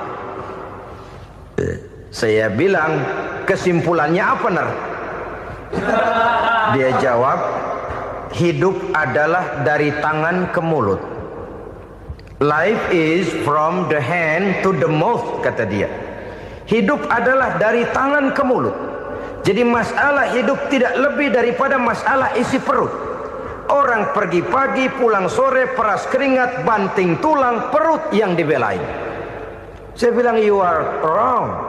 Sampean salah, Ner. Kamu orang Islam bukan? Bukan. Pantas. Kenapa saya salah? Dia bilang, ya jelas salah. Salahnya di mana? Kamu ini manusia. Kalau hidup cuma dari tangan ke mulut, saya bilang, kambing di kampung saya juga begitu pikirannya, Ner. Itu kambing di kampung saya, asal perutnya kenyang, sudah hidup dia. Perkara besok bagaimana, lusa prospeknya macam mana, bulan depan ada apa, kambing nggak pernah mikir. Di kampung saya kambing juga pikirannya begitu. Kamu Kristen ya? Tadinya. Loh kok tadinya, lalu apa sekarang kamu ini? Dia bilang, sekarang saya netral. Saya tidak beragama, tapi saya percaya kepada Tuhan sebagai pencipta alam. Saya ingat benar dia bilang, I haven't any religious, but I believe to God as the creator of the world. Kenapa bisa netral begitu, Ner? Habis saya bingung, katanya. Islam bilang Islam baik, Kristen bilang Kristen baik, Hindu Buddha bilang Hindu Buddha baik, semua agama baik. Saya netral sekalian, nggak beragama. Yang penting saya percaya kepada Tuhan. Saya bilang, Ner, kamu ini kayak orang mau beli celana, lalu bingung. Yang satu bilang Levi's bagus, yang satu bilang Blue Jean hebat, yang satu bilang Wool England hebat. Celana ini hebat, celana itu bagus, celana ini hebat. Semua celana bagus, kamu bingung. Akhirnya netral, tidak pakai celana. Itu juga salah. Saya pikir-pikir, kemudian saya melihat bahwa dua pola berpikir Henner ini nampaknya sudah mulai menggejala di lingkungan masyarakat bangsa kita. Disadari atau tidak, secara jujur kita harus berkata, dua pola pemikiran Henner ini mulai berkembang di tengah masyarakat bangsa kita. Pertama, pola pikir materialisme. Hidup adalah dari tangan ke mulut. Masalah hidup tidak lebih masalah isi perut. Itu yang perlu dibela, dan disitulah arti kehidupan. Pergi pagi, pulang sore, peras keringat, banting tulang untuk mempertahankan perut. Kalau sudah kemari cara orang berpikir, maka buat apa percaya kepada yang gaib? Untuk apa sholat? Untuk apa puasa? Untuk apa zakat? Untuk apa menghadiri majelis taklim? Tanpa kepercayaan kepada yang gaib, hidup berjalan menurut alur empiris dan materialis. Kalau sudah ke sana cara orang berpikir, biasanya orang lalu cenderung menghalalkan segala cara. Hanyalah orang yang percaya bahwa akhirat ada. Hanyalah orang yang percaya bahwa alam kubur itu ada. Hanyalah orang yang percaya bahwa malaikat itu ada, hidupnya akan lebih terarah dan terkendali. Karena kepercayaan kepada yang gaib, yang merupakan fase daripada kehidupan setelah hidup yang sekarang ini, mewarnai gerak pribadi seseorang di dalam dia melakukan kegiatan hidupnya. Pola berpikir materialisme, disadari atau tidak, mulai menggejala di lingkungan masyarakat bangsa kita. Hidup tidak lebih dari urusan tangan ke mulut, mulut ke tangan, tangan ke mulut. Asal perut sudah kenyang, hiduplah sudah. Perkara bagaimana prospek hari yang akan datang, bagaimana akhirat, tidak jadi persoalan. Ini yang oleh Nabi diperingatkan, ad-dunya sijnul mu'min wa jannatul kafir. Dunia adalah penjara bagi orang beriman dan surga bagi orang kafir. Dulu di zaman Belanda hadis ini pernah disalah tafsirkan, disalah artikan, digunakan sebagai senjata untuk mengkebiri dan membuat impoten umat Islam. Sudahlah umat Islam gak usah macam-macam, kata Belanda. Dunia ini kan penjara buat orang Islam, surga buat orang kafir. Di penjara jangan bertingkah.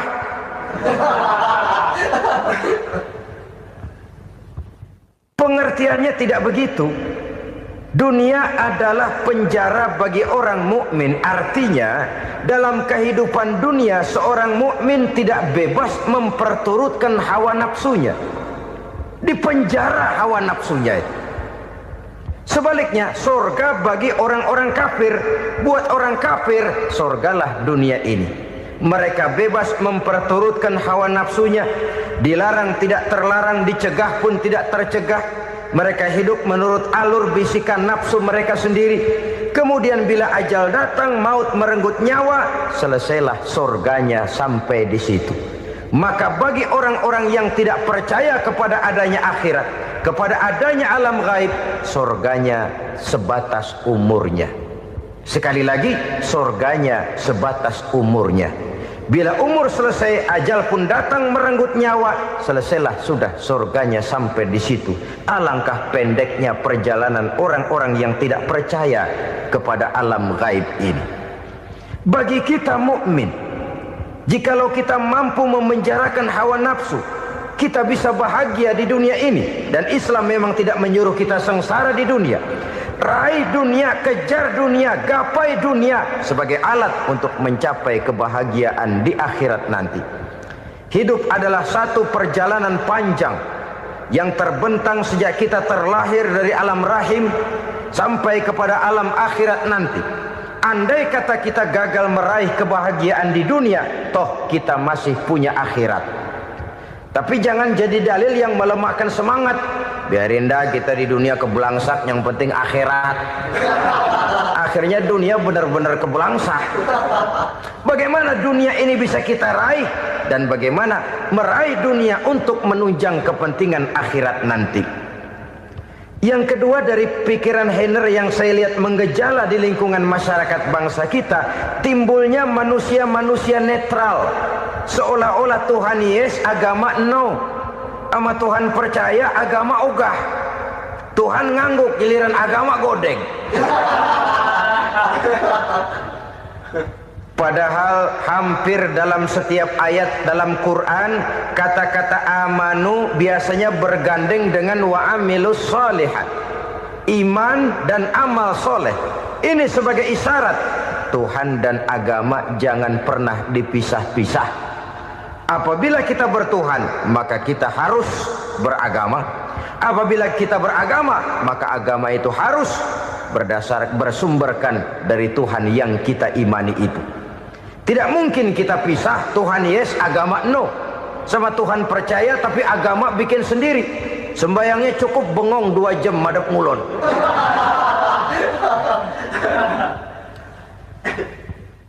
Saudara-saudara kaum muslimin rahimakumullah. Jadi dengan demikian, agama yang kita akui merupakan unsur mutlak di dalam pembangunan sekarang ini, merupakan bagian dari kehidupan yang menuntun kita bahwa di balik alam nyata ini, di balik alam syahadah ini ada alam gaib. Dan mudabbir, murabbi, yang mengatur, yang menguasai, yang memelihara baik dia alam nyata, baik dia alam gaib, tidak lain adalah Allah Subhanahu wa ta'ala. Di sana ada satu super power, satu maha kekuatan yang kita perlu bersandar kepadanya. Sebagai makhluk nyata yang hidup di alam nyata, berbuatlah secara nyata sebagaimana harusnya kita berbuat. Karena Islam jelas bukan agamanya orang pemalas. Islam jelas bukan agamanya orang yang mengajarkan setelah selesai sholat boleh duduk, nggelenggem ayam-ayam, ndelohom, menghitung bintang di langit sambil menunggu keajaiban. Tidak. Islam adalah agama yang mengajarkan apabila sholat sudah selesai kamu kerjakan, bertebaranlah di permukaan bumi, cari karunia Tuhanmu. Jangan hidup berpangku tangan menunggu keajaiban. Karena hidup bukan undian. Jangan berharap untung besar tanpa mau peras keringat. Tapi di sebalik itu toh kita juga harus yakin bahwa di sisi usaha nyata yang kita lakukan ada satu super power, satu maha kekuatan gaib yang menentukan berhasil dan tidaknya usaha kita. Kepercayaan kepada hal semacam inilah yang mendorong kita untuk mempunyai sandaran vertikal, agar jikalau usaha ini berhasil kita tidak lupa diri dan lupa daratan. Jikalau usaha ini gagal kita tidak putus asa dan buruk sangka, tidak cupik pandangan dan sempit hati, tapi mampu melihat persoalan dengan kacamata putih sambil husnuzon kepada Allah Subhanahu wa ta'ala. Kita percaya malaikat itu ada. Ada yang namanya raqib dan atid, mengawasi gerak hidup kita sampai kepada gerak hati kita. Ini memberikan sugesti agar kita berhati-hati, tidak sejengkal tanah pun kita bisa berlindung dari pengawasan raqib dan atid. Ada munkar nakir yang akan menyoal kita di alam kubur. Ada malaikat malik, penjaga neraka. Ada malaikat ridwan yang menjaga surga. Kita percaya kepada adanya jin, kita percaya kepada adanya setan, iblis. Percaya kepada adanya, bukan mempercayai si setan, si iblis lalu menjadikannya sebagai teman. Tidak. Percaya bahwa mereka itu ada dan merupakan makhluk Allah yang gaib yang diciptakan Allah Azza wa Jalla. Kepercayaan kepada alam gaib memberikan motivasi terhadap gerak lahir manusia, sehingga dengan motivasi kepercayaan kepada yang gaib, gerak lahir jadi lebih terarah, jadi lebih terpelihara.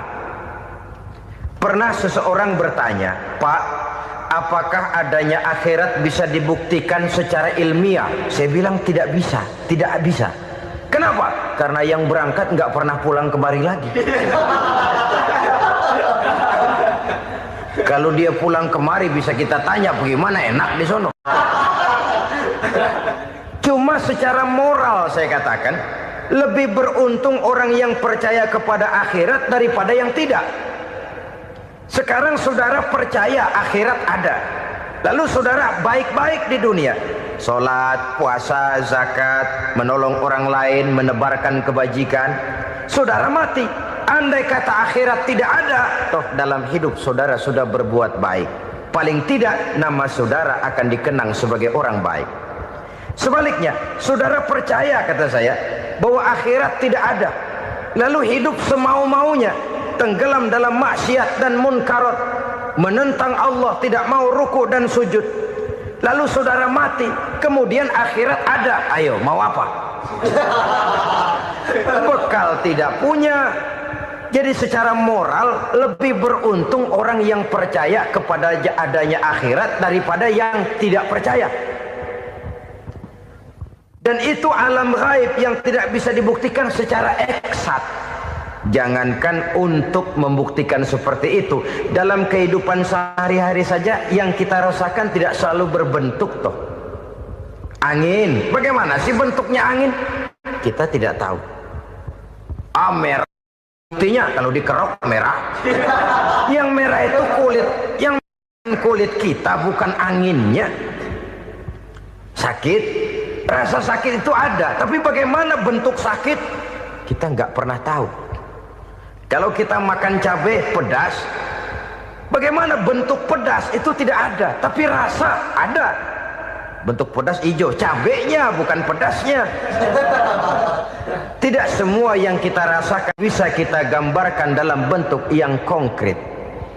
Oleh karena itu, sekali lagi bahwa kepercayaan kepada alam yang gaib mampu memberikan satu sugesti yang menata kehidupan seseorang lebih lurus, lebih terarah, dan lebih terkendali. Maka wajar kalau kepercayaan kepada yang gaib mengantarkan seseorang untuk meraih kemenangan. Kenapa? Dia percaya kepada yang gaib, bahwa akhirat ada, bahwa alam kubur ada, bahwa pertanggungan jawab itu ada. Maka dia lalu tidak hidup saenae udele dewe, itu loh. Tidak hidup menurut seleranya sendiri, terarah, teratur. Ini cirinya yang pertama. Orang bertakwa yang akan meraih kemenangan, mereka beriman, mereka percaya kepada yang gaib. Bahkan hal-hal konkret saja selalu berangkat dari yang gaib. Saudara-saudara, para remaja, para pemuda sekarang ini tidak pernah tahu toh siapa yang akan jadi teman hidup saudara. Kita bisa saja ngerancang, mentargetkan, tapi toh akhirnya yang namanya jodoh bukan kekuasaan kita. Rezeki di luar kemampuan kita. Begitu juga ajal. Maut, jodoh, ajal adalah contoh-contoh konkret bahwa pada akhirnya yang gaiblah yang menentukan. Bertahun-tahun ngelancong, emang jodoh seret, nggak jadi.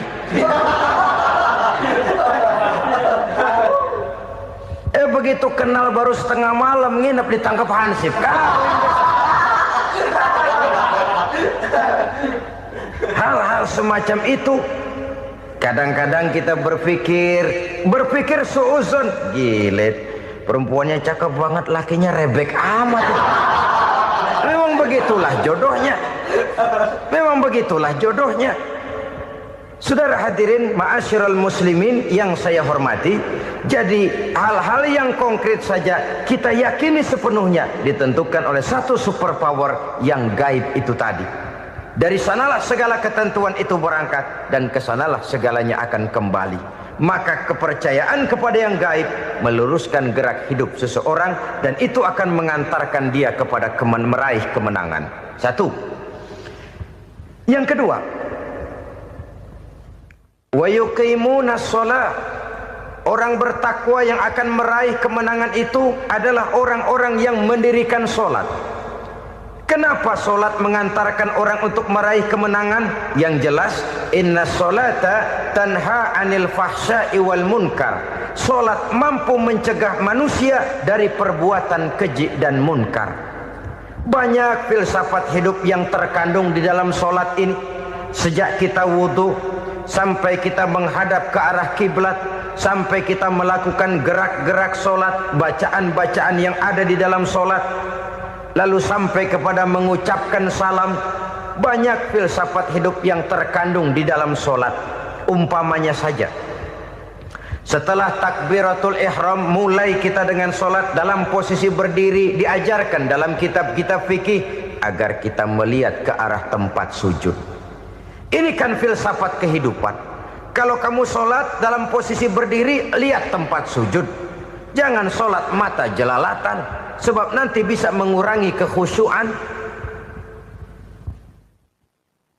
Jadi wajar kalau yang dikatakan bahwa yang paling afdol adalah shaf yang di depan. Kenapa? Secara harfiah pengertiannya akan lebih mengundang kekhusyuan. Kenapa? Kalau kita di shaf paling depan di masjid umpamanya paling banter, kita lihat tembok. Tapi kalau kita shaf di tengah atau di belakang, orang-orang di depan kita pun akan kelihatan. Yang bajunya loreng, yang bajunya genggang, yang bajunya macam-macam. Kita lihat, kadang-kadang kita pikirin, ada yang bajunya bolong. Kita sholat tapi dalam hati, nih orang bajunya robek, yang nggak tahu apa. Ada saja hal-hal yang mengusik kekhusyuan kita. Oleh sebab itu diajarkan dalam posisi berdiri, lihat, arahkan pandangan matamu kepada tempat sujud. Ini kan filsafat kehidupan. Maksudnya apa? Kalau lagi diri, lihat dong tempat sujud. Kalau udah di atas, ingat dong sama yang bawah. Kalau sudah tinggi, ingat dong dari mana kamu berangkat. Kalau sudah berkuasa, bantu dong yang lemah. Kalau sudah kaya, santuni dong yang miskin. Kalau sudah alim, bimbing dong yang awam. Ini filsafat kehidupan. Dalam posisi berdiri, kau lihat tempat sujud. Ini akan melahirkan kepekaan sosial, di mana seseorang mau tahu kepada orang lainnya.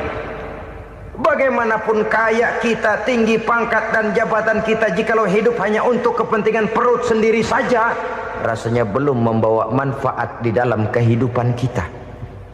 Tapi efek yang tertinggi sesungguhnya, solat mencegah manusia dari perbuatan keji dan munkar. Perbuatan keji dan munkar, walaupun kelihatannya mendatangkan uang, membawa keuntungan, tapi itu keuntungan semu, keuntungan sementara. Dengan menipu orang lain kita bisa dapat untung, tapi tidak membawa berkah. Dan itu adalah kerugian besar dalam kehidupan kita.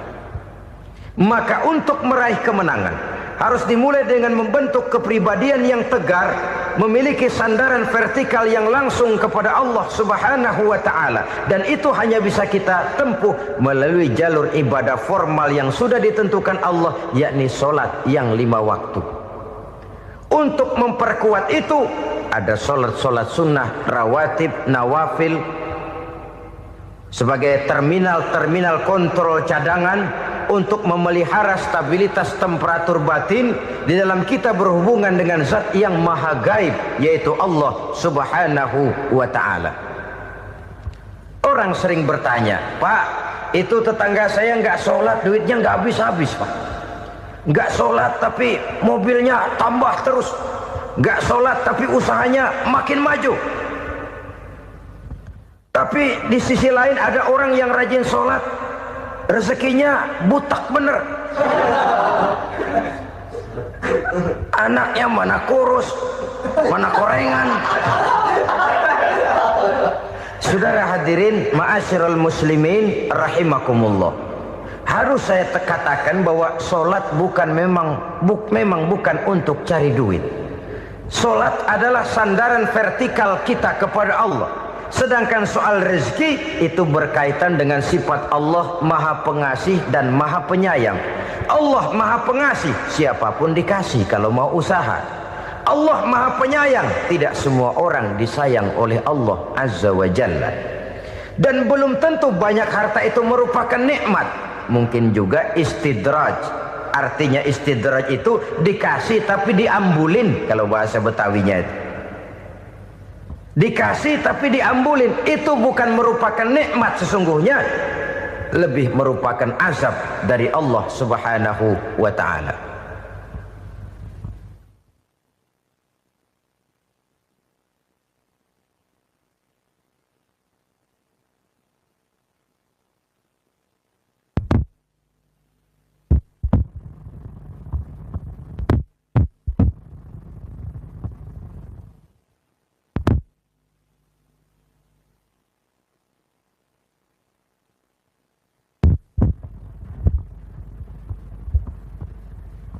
agama mempunyai sistem sholat.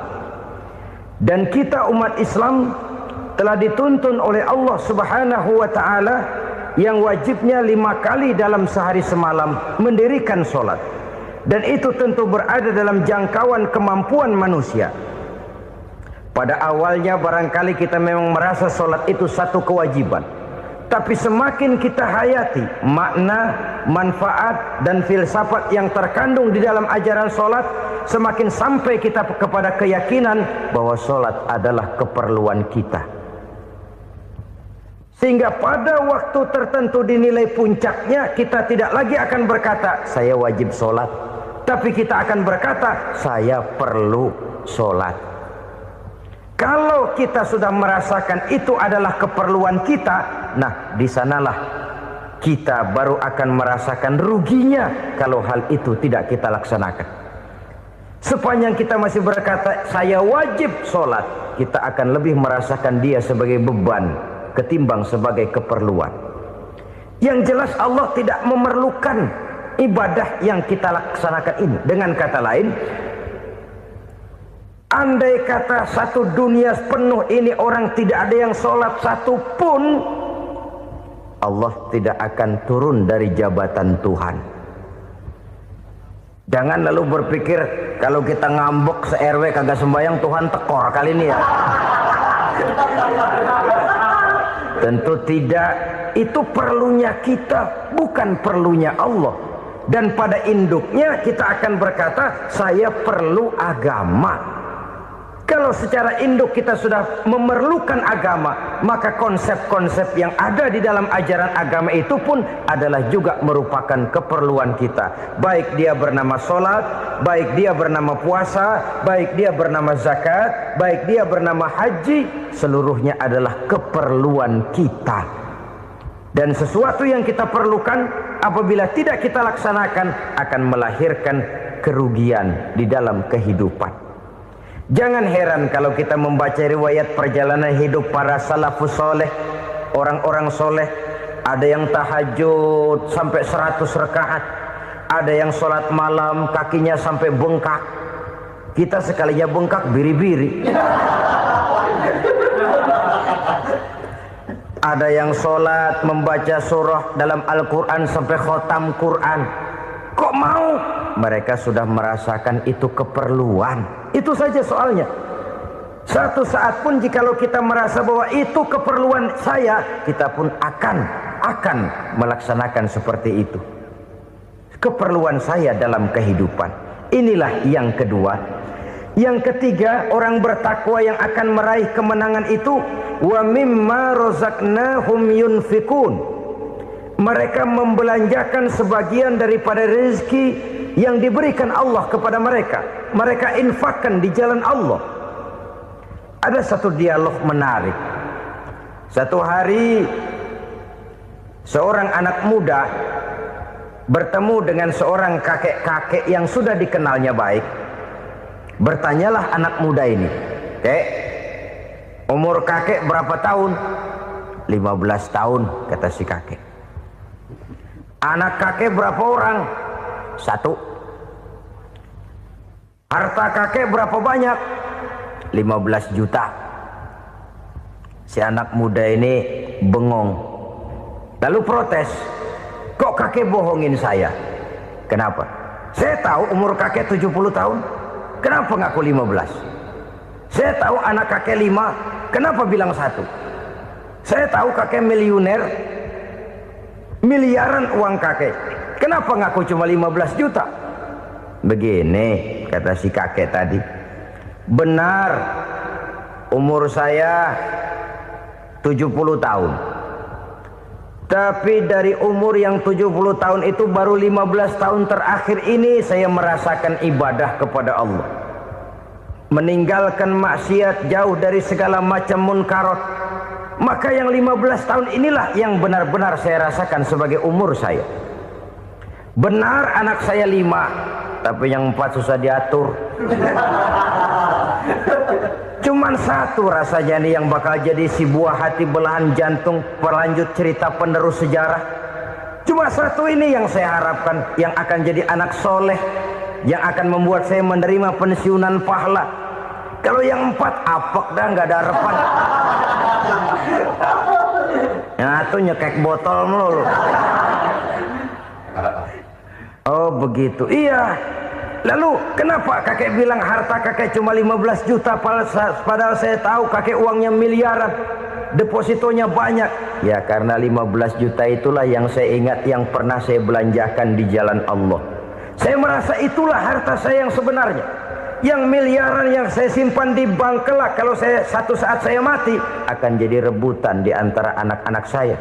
Iya kalau anak saya soleh kayak yang satu ini. Kalau yang 4 tadi udah tulen dia bakal berantem dah berebut tuh. Jadi 15 juta yang saya belanjakan di jalan Allah inilah yang saya merasakan benar-benar harta saya yang sesungguhnya.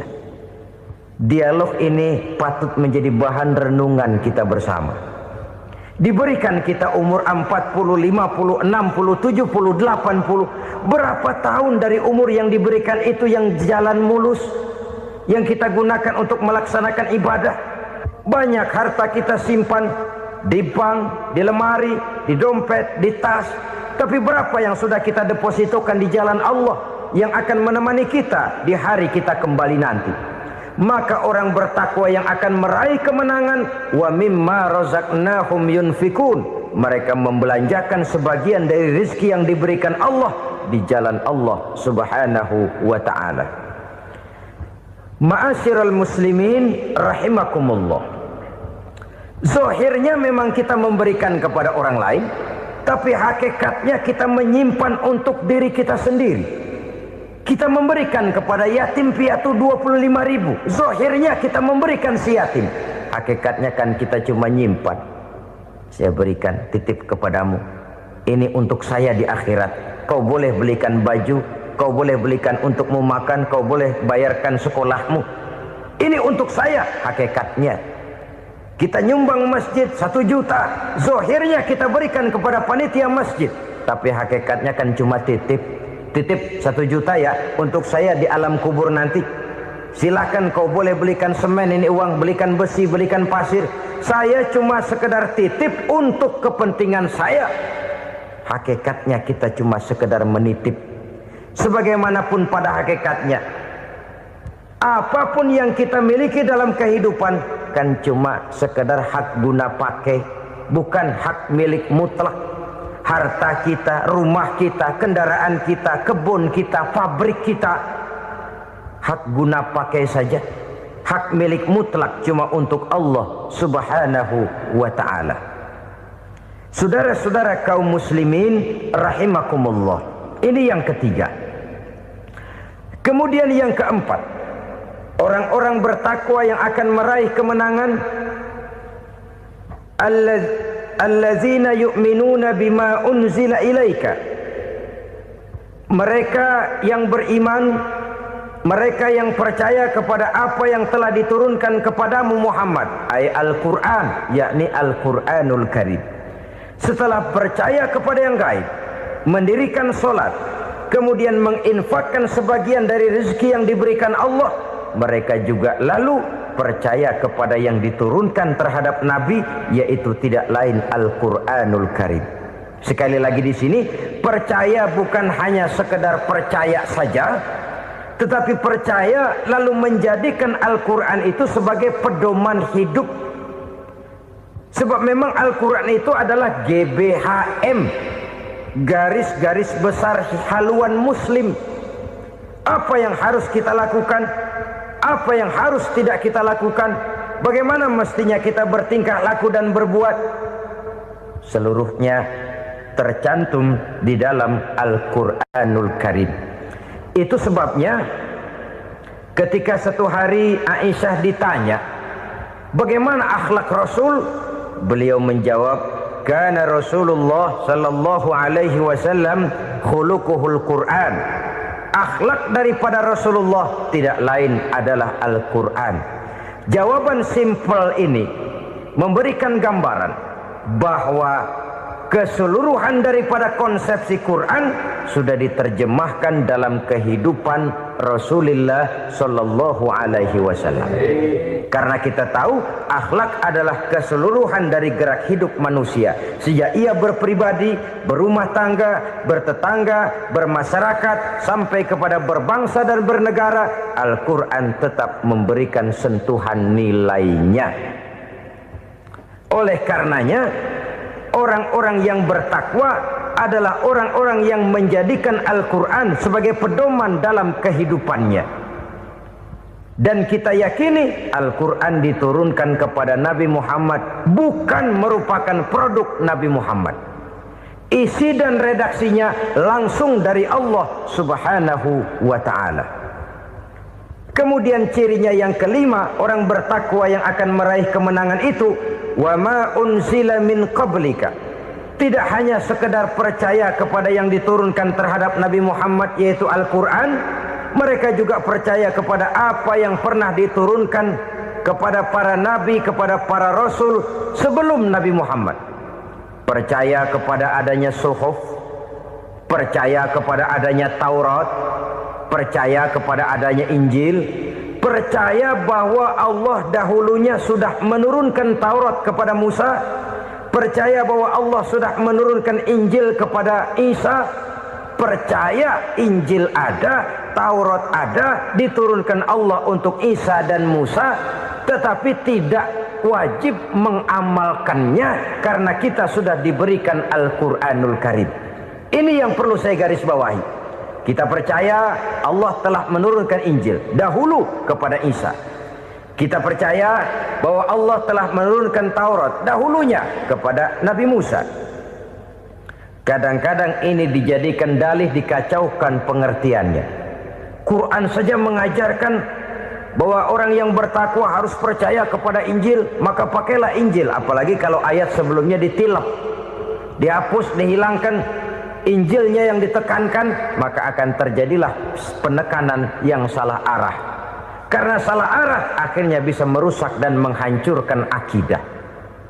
Ketika Rasul suatu saat pernah ditanya orang, "Ya Rasul, bagaimana sikap kita sebagai muslim terhadap Injil yang ada sekarang?"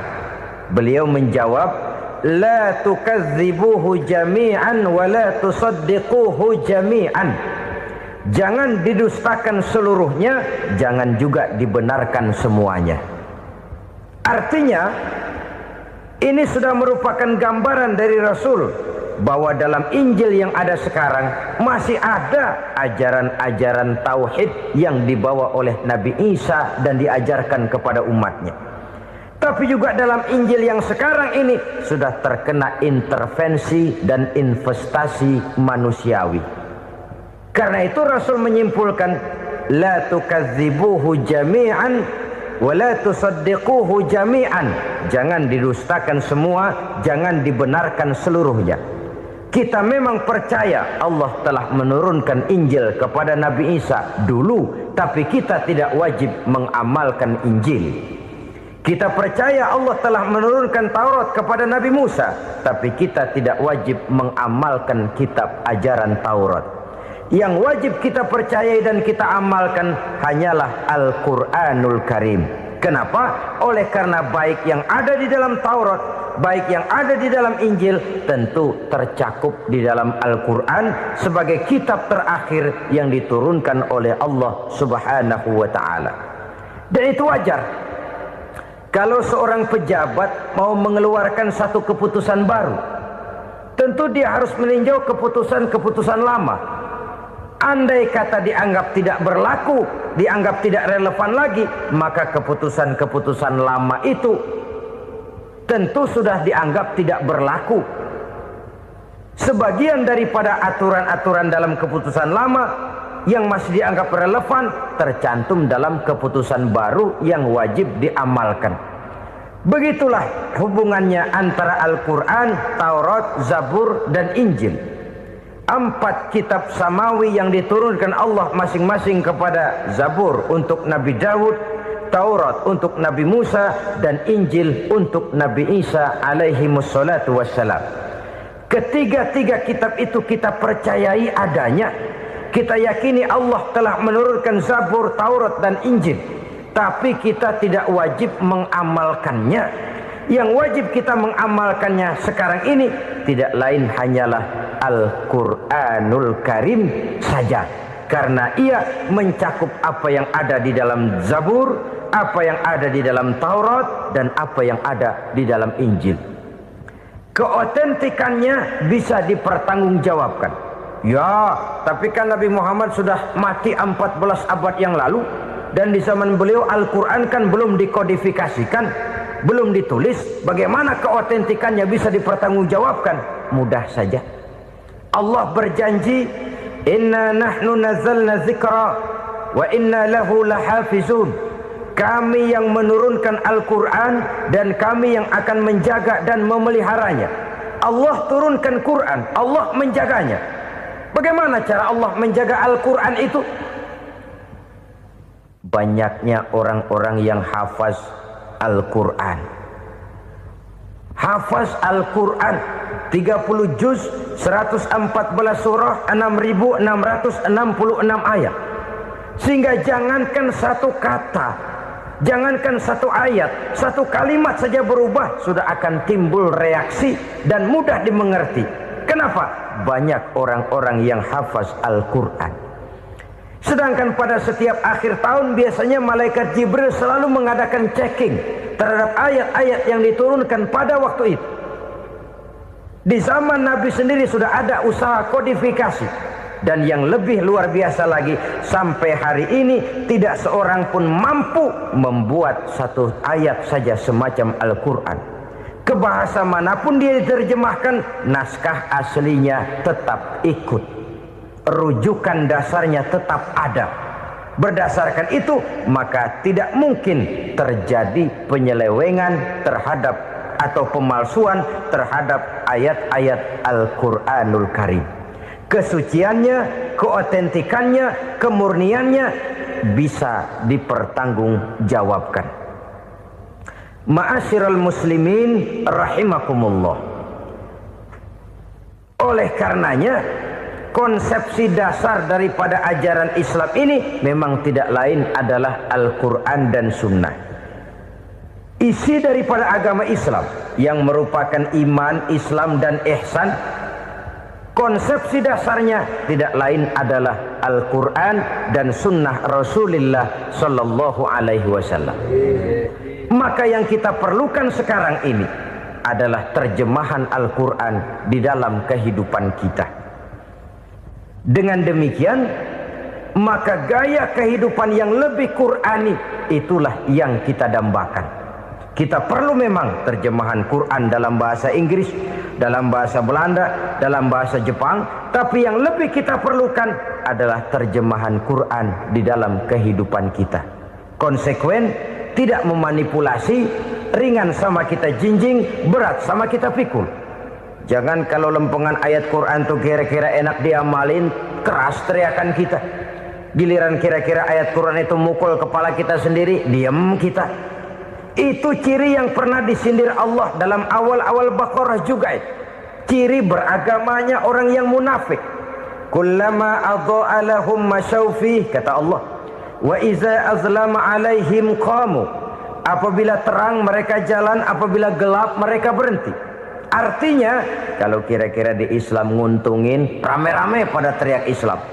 Tapi ketika diminta untuk berjuang, ketika dituntut untuk berkorban, rame-rame mengundurkan diri. Nasib agama tidak ubahnya seperti daun pisang yang dikait orang di tepi jalan lantaran tak berpayung di ketika hari hujan. Manakala hujan usailah sudah, daun itu pun dicampakkan di tepi jalan, diinjak pula orang nan lalu. Artinya orang menjadikan agama cuma sebagai lipstick, decoration only, tidak konsekuen. Hanya pada saat-saat kelihatannya Islam membawa keuntungan, rame-rame orang teriak-teriak tentang Islam. Tapi jikalau diminta berjuang, jikalau dituntut untuk berkorban, biasanya rame-rame juga mengundurkan diri. Jangan heran kalau mayoritas hitungan kita, tapi minoritas peranan kita. Kuantitas kita dalam jumlah, tapi dalam kualitas kita lebih sering jadi penonton daripada jadi pemain. Padahal itu sangat tidak boleh terjadi. Umat Islam di Indonesia harus bangkit. Umat Islam di Indonesia harus sadar akan keberadaannya. Tidak boleh hanya jadi penonton berpangku tangan, karena memang agama kita juga mengajarkan untuk konsekuen di dalam menjabarkan ajaran-ajaran daripada agama kita. Kita sering jatuh menjadi umat yang lemah oleh karena kita ini tidak pandai menggalang kebersamaan yang diakibatkan tidak konsekuennya kita. Diistilahkan bahwa umat Islam di dalam menggalang kebersamaannya itu harus seperti orang main sepak bola. Saudara-saudara kan tahu orang main sepak bola itu. Orang main sepak bola, kalau pertandingan belum dimulai sih silakan saja kumpul di luar lapangan, atur strategi yang baik. Tapi kalau pertandingan sudah dimulai, turun ke lapangan hijau, jangan kumpul terus. Ada sepak bola gotong royong, mundur-mundur rame-rame, depan ke depan kumpul melulu mainnya. Kalah. Orang main sepak bola itu ya harus ada penyerang tengah, harus ada penjaga gawang, harus ada strikernya, harus ada kiri luarnya, kanan dalamnya yang jadi backnya. Posisi boleh bermacam-macam, tapi yang penting saling ngoper untuk menggolkan gawang lawan. Begitulah umat Islam ini. Boleh ada yang jadi pejabat, boleh ada yang jadi pengusaha, boleh ada yang jadi petani, silakan ada yang jadi seniman, ada yang jadi penyair, ada yang jadi artis sekalipun. Tapi kalau sudah berhasil menguasai bola, jangan lupa operannya. Operan itu yang langka. Kita ini muslim kadang-kadang kalau sudah memegang menguasai bola, kalau belum mau mampus, belum mau ngoper. Nanti kalau sudah nggak punya bola, baru mau ngoper. Kalau sudah dengar-dengar mau dekat pensiun, baru mau jihad, baru mau berjuang, baru mau ngurus pesantren. Tanda tangan sudah tidak laku, memo sudah tidak dihargai, baru mau berjuang. Kemarin kemana mas? Kita tidak pandai memanfaatkan posisi. Dengan kata lain, kalau kembali kepada persoalan kita, konsekuensi kita terhadap agama yang kita anut ini belum ideal. Kita masih lebih sering berislam ini pada saat-saat yang menurut perhitungan kita membawa keuntungan. Tapi kalau diminta berjuang, dituntut berkorban, yang itu pun hakikatnya adalah untuk kepentingan kita juga. Allah tidak pernah menuntut kita untuk jihad bagi kepentingan Allah, itu tidak. Berjuang menegakkan agama Allah, apakah untuk kepentingan Allah? Tidak. Untuk kepentingan kita. Sebab nilai-nilai jihad itu pada akhirnya akan membawa kita kepada suatu kebahagiaan. Setidaknya kalau tidak di dunia, tentu di akhirat sebagai syahid. Oleh karena itu, pada bagian akhir ini saya ingin mengajak, marilah kita konsekuen. Sekali kita berkitabkan Al-Quranul Karim, mari dia kita jadikan pedoman. Jangan cuma kita jadikan sebagai penghias dinding, pelengkap rumah, bahwa di rumah kita ada Al-Quran, tapi yang baca kecoa. Habis pada bolong tuh Quran. Yang penting kan punya Quran. Ditaruh di pintu rumah. Biar apa? Biar kuntilanak kagak masuk katanya. Ya apa itu nasib Quran, cuma kerjanya jaga pintu, ngusir kuntilanak, ngusir memedi. Bagaimana kita hidup menurut tuntunan Al-Quran? Kadang-kadang tidak pernah menjadi masalah bagi kita.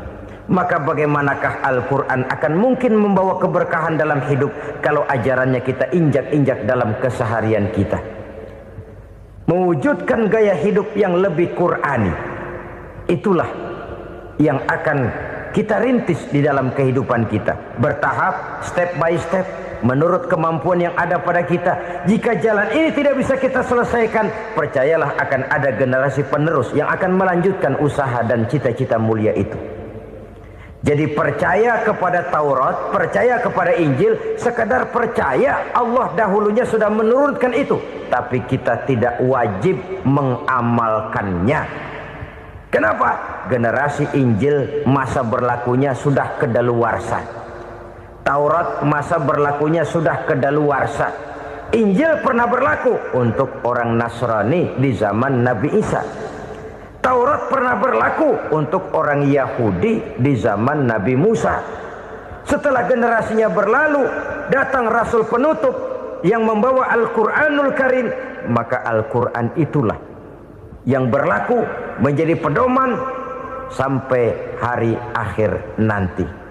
Jangan jauh dari Al-Quran, karena apabila ini kita lakukan, maka kita akan kembali kepada satu gaya hidup yang jauh dari tuntunan agama, dan itu artinya kita akan semakin jauh untuk meraih kemenangan. Saudara-saudara kaum muslimin rahimakumullah. Yang keenam, yang terakhir, orang-orang bertakwa yang akan meraih kemenangan itu wabil akhirati hum yuqinun. Mereka percaya, mereka yakin seyakin-yakinnya akan adanya hari akhir, di mana seseorang akan mempertanggungjawabkan seluruh perbuatannya di dalam hidup ini. Dan tidak ada satu perbuatan yang bagaimana kecilnya sekalipun, yang tersembunyi dalam pandangan manusia, yang tidak akan dibukakan persoalannya di mahkamah Qadi Rabbul Jalil di akhirat nanti. Itulah sebabnya maka percaya kepada akhirat disebut secara khusus. Padahal di awal tadi sudah dijelaskan yu'minuna bil ghaib, percaya kepada alam gaib, dan alam gaib ini termasuk akhirat. Kenapa pada bagian akhir disebut lagi akhirat? Karena ternyata bahwa kepercayaan kepada adanya akhirat merupakan induk dari kepercayaan terhadap adanya malaikat, setan, jin dan lain sebagainya, dan akan lebih memberikan sugesti dalam kehidupan manusia untuk meluruskan gerak hidupnya. Jikalau satu saat tergerak hati akan berbuat kejahatan, ingin mencuri, sadarlah, awas ada akhirat. Sebab kalau kita cuma teriak awas ada polisi, itu cuma tertunda sementara, begitu polisi meleng embat. Kalau kita ingin berbuat jahat cuma berteriak awas ada hansip, cuma sementara ketika hansip itu ada. Tapi kalau ceritanya awas ada akhirat, mau menyeleweng awas ada akhirat, mau berjudi awas ada akhirat, mau mencuri awas ada akhirat. Keyakinan yang akan meluruskan gerak hidup manusia sehingga gerak itu jadi lebih terarah dan terkontrol, tidak merugikan baik diri sendiri, lebih-lebih orang lain. Ternyata bahwa kepercayaan kepadanya adanya hari akhirat sanggup menjadi sumber daya kontrol dari kehidupan manusia, sehingga ia tidak terjebak dalam perbuatan maksiat dan munkarat. Saudara-saudara kaum muslimin, inilah saja yang kita bicarakan pada pertemuan kali ini. Semoga Allah subhanahu wa ta'ala memberikan kekuatan zahir dan batin kepada kita untuk dapat meraih kemenangan dengan beriman kepada yang gaib, mendirikan solat, membelanjakan sebagian dari rezeki yang diberikan Allah, percaya kepada Al-Quran, beriman kepada kitab-kitab yang diturunkan sebelum Al-Quran, lalu meyakini adanya hari akhirat. Terima kasih atas segala perhatian, mohon maaf atas segala kekurangan. Usikum wa nafsi bitaqwallah. Wassalamualaikum warahmatullahi wabarakatuh.